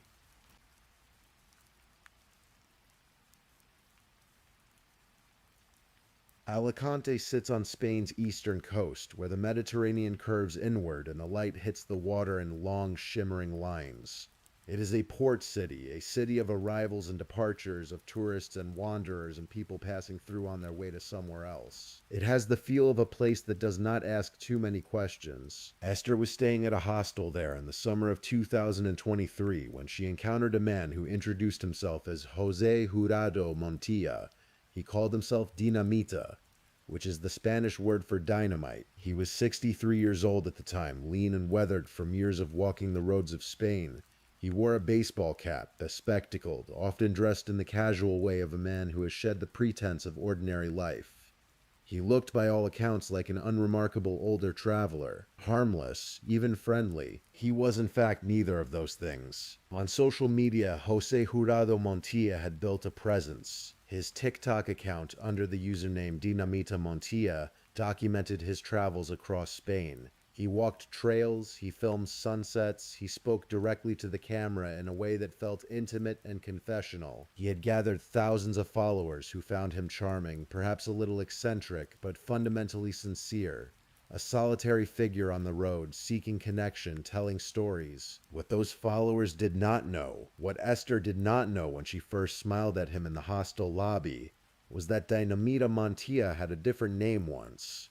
A name that police and prosecutors and victims' families had not forgotten. He was known as El Titi, and El Titi was one of Spain's most dangerous convicted serial killers. To understand what Esther walked into, we need to go back, far back, to the mountains and farmhouses of Malaga province in the mid-1980s, when a younger version of this same man began leaving bodies behind him on the roads of Andalusia. Jose Jurado Montilla was born in 1961 in the Spanish region of Extremadura, though he would spend much of his life in and around Malaga, that coastal city on the far southern edge of Spain where the sun hammers down and the hills smell of wild herbs and dry earth. His first known killing took place in November of 1985. The victim was a 57-year-old man named Francisco Gonzalez, a resident of a small farmhouse in the rural area of Almoquia, outside Malaga. Gonzalez was shot dead inside his own home, his body left and later covered with sacks. Montilla would later confess to this particular killing, though he insisted it was self-defense. He claimed he had been seeking shelter in the farmhouse, that Gonzalez had come at him with a shotgun, and that he had simply taken it and fired. Gonzalez's family rejected that account completely. The truth of those moments would remain contested. But the outcome was undeniable. A man was dead and Montilla had pulled the trigger. Before he could be brought to justice, Montilla killed again. In March of 1987, he murdered Antonio Paniagua, the personal chauffeur to a famous Spanish flamenco singer named Juanito Valderrama. The details of Paniagua's killing were grim. His remains were burned afterward, a deliberate act of destruction, as if Montilla were trying to unmake the evidence of what he had done. Then, in May of that same year, he struck twice more.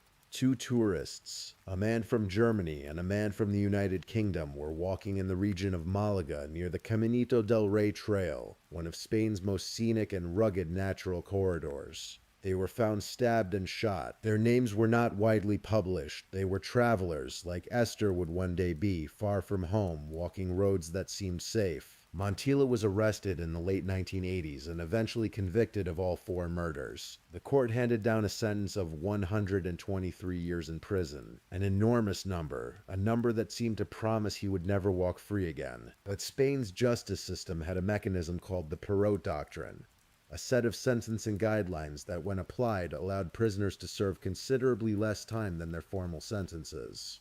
Montilla was one of many dangerous offenders who benefited from this doctrine. In 2013, after serving just 28 years behind bars, he was released. The European Court of Human Rights had ruled that the doctrine violated the rights of prisoners, and Spain was obligated to comply. The man who had shot and stabbed and burned his way through the countryside of Andalusia walked out of prison that December at 52 years old, blinking in the winter light, free. Out of prison, Montilla did not disappear quietly. He did something far stranger and, in retrospect, far more chilling.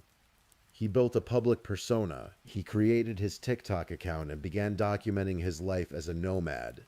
A free-spirited older man walking the length and breadth of Spain, filming the landscape, talking to strangers, sharing his thoughts on life and freedom. He positioned himself as a misunderstood man, a victim of an unjust system, someone who had served his time and emerged wiser and more peaceful. In his videos, he would speak about his past with a kind of practiced sorrow, insisting that most of what he had been convicted of was a lie. He told his thousands of followers that everything that happened in that part of the country was blamed on him, even though he had absolutely nothing to do with it.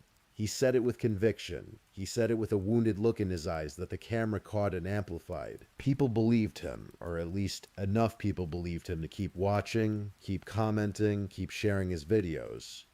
He was to his online audience a kind of eccentric elder, a wandering philosopher with a difficult past and a generous heart. The documentary director, who would later examine hundreds of hours of his footage, described a quality in Montilla that was deeply unsettling. He noted the man's ability to switch emotions in a single click from one second to the next, blending sadness with joy, anger with charm, all in the same video, with no transition and no mediation.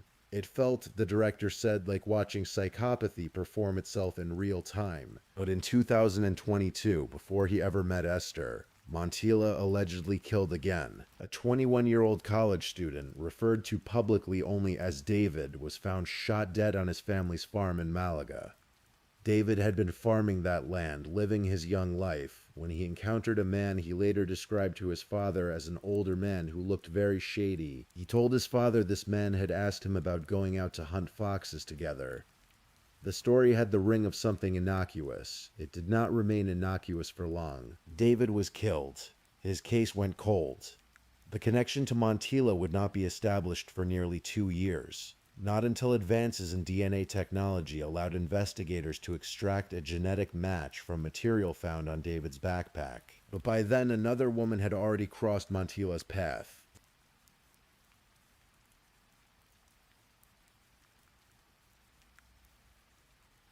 The summer of 2023 was warm across all of Spain, as summers in that country tend to be. The streets of Alicante shimmered in the heat, and the hostels and shelters of the city filled with travelers of all kinds, young people on holidays, older wanderers between places, people at turning points in their lives. Esther was staying in a women's shelter in Alicante when she met Montilla. He was in the lobby of the hostel, his camera somewhere nearby, his easy smile deployed with the practiced comfort of someone who has done this many times. We do not know exactly what they said to each other in those first moments. We do not know whether she recognized something uncomfortable in him, or whether he seemed entirely ordinary, just another traveler with interesting stories, which is precisely what he wanted to seem like. What we know is that they spoke, and that a connection was established, and that Esther, who was open and warm and trusting by nature, accepted this man as a companion. Over the following weeks, they traveled together. Montilla documented portions of their shared journey on TikTok, filming the roads they walked, the towns they passed through, the landscape spread out around them like something from a painting. To his followers, it looked like the natural footage of his wandering life. To investigators who would later comb through those videos frame by frame, they became a timeline, a digital breadcrumb trail that led directly to the hours before Esther vanished. On the morning of the 22nd of August, 2023, Esther and Montilla set out on a hike together. They walked from the town of Denia toward the coastal town of Gandia, a distance of 37 kilometers along paths that wound through the hills and valleys of the Valencia region. It was a long walk, a demanding walk, even for experienced hikers. At some point during or after that hike, Esther began to suffer. Her leg was swollen, badly enough to cause significant pain. She had developed a severe headache. By the time they reached Gandia, she was clearly unwell. Montilla called emergency services. An ambulance came. Esther was taken to the hospital alone. She left the landscape of that hike in the back of an ambulance, separated from Montilla, bound for a place of care and safety, or so it seemed. Esther was discharged from the hospital at 4:30 in the morning on August 23rd, 2023. That is the last time any official record shows her alive and under the care of medical professionals. 13 hours later, a WhatsApp message arrived on her mother's phone. The message said Esther was broke. It said she was about to leave Spain entirely. It said she was going to start a new life in Buenos Aires, Argentina, and that she would not be able to communicate with her family anymore. Peppa, her mother, read those words and felt something move through her that she could not name precisely. Esther had always been a wanderer, yes. She had always moved unpredictably, but she had never simply vanished. She had never announced a new life in a foreign country with the flat, emotionless brevity of a text message. She had never left her dogs, not like this. Not without a real goodbye, not without the warmth and texture that characterized everything Esther wrote. When Peppa tried to call back, the phone was already off. The line was dead. The silence that followed was the kind that fills a chest with dread. Hours became days, days became weeks. Peppa and the family filed a missing persons report with the police in Alicante. The response, devastatingly common in cases involving adult women who live unconventional lives, was muted. Esther was 42 years old. She was known to move around. She had communicated, however strangely, about leaving.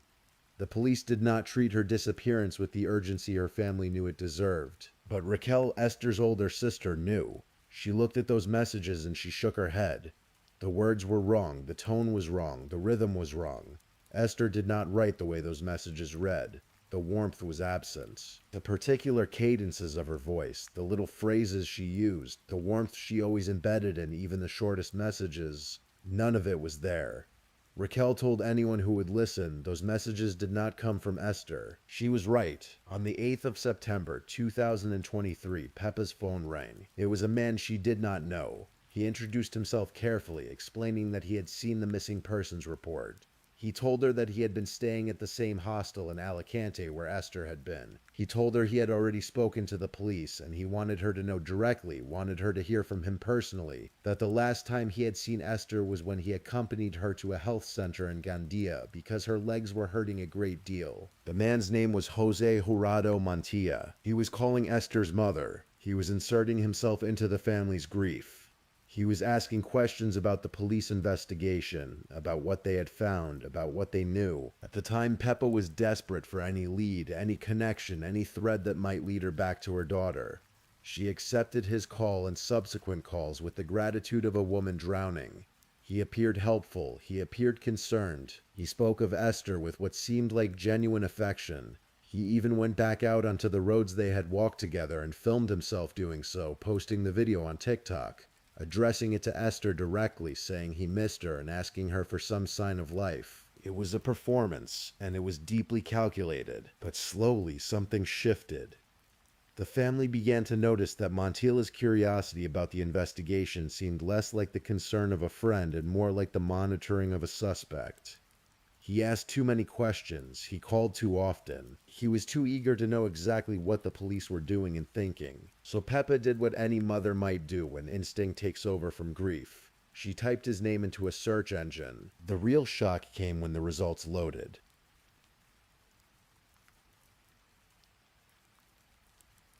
When the family discovered Montilla's history, the world shifted beneath their feet. Here was the man who had walked beside Esther in her final days. Here was the man calling to offer help. Here was the charming TikTok wanderer who spoke of his own innocence in video after video, who had built thousands of followers on a story of redemption and misunderstanding. And here, in plain text, in old court documents and archived news stories, was the reality.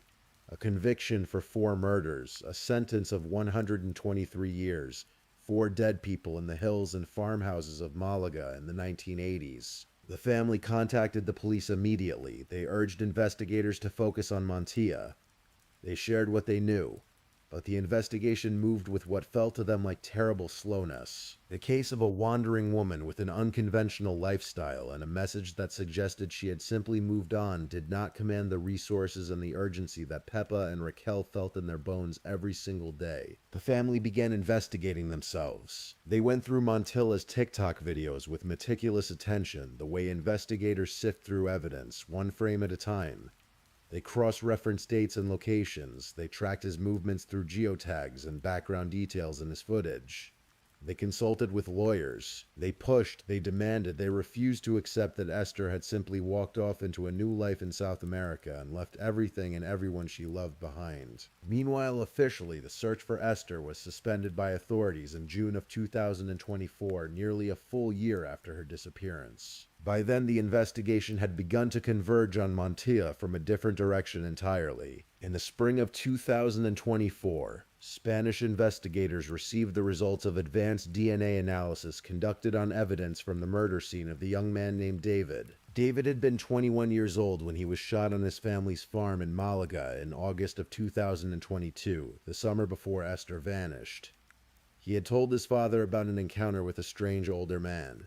He had been killed shortly afterward. His case had sat unsolved for almost 2 years. The DNA extracted from a backpack found at the scene was now identified as a familial match to Jose Jurado Montilla. The police moved. They tracked Montilla through his own TikTok posts, following the trail of videos he was still making as he walked through Spain, apparently unaware or unconcerned that his digital presence was functioning as a GPS beacon. They located him in May of 2024, near the border between Spain and Portugal, in the region of Extremadura.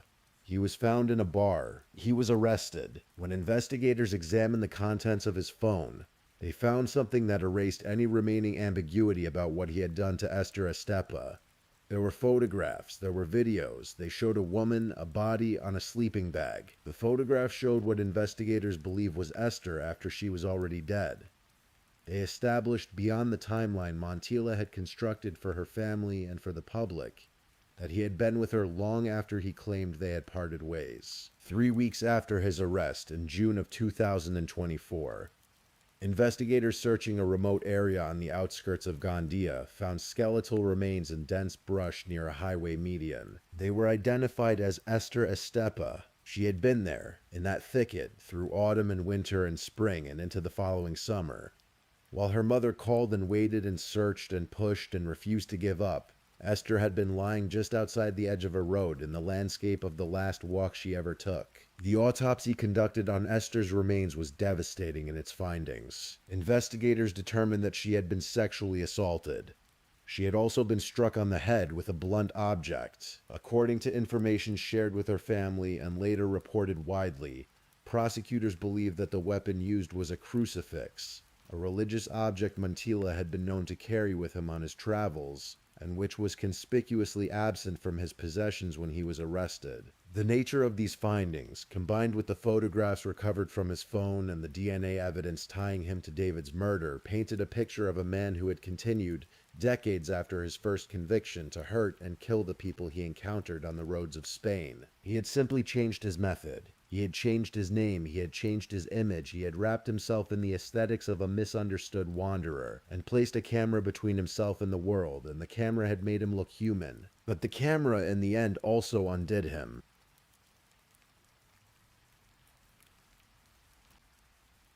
It would be incomplete and deeply unfair to tell this story without lingering on what Peppa and Raquel did in the months between Esther's disappearance and her killer's arrest. Peppa was not a detective. She was not a legal professional. She was a mother in her 60s whose daughter had gone missing in a country that, for a long time, did not treat that disappearance with sufficient seriousness.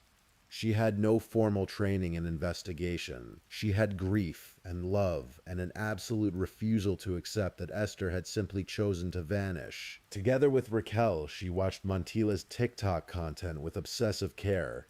They looked for details in the background of his videos. They noted the dates of his posts, the geography of his locations, the way his story shifted subtly over time.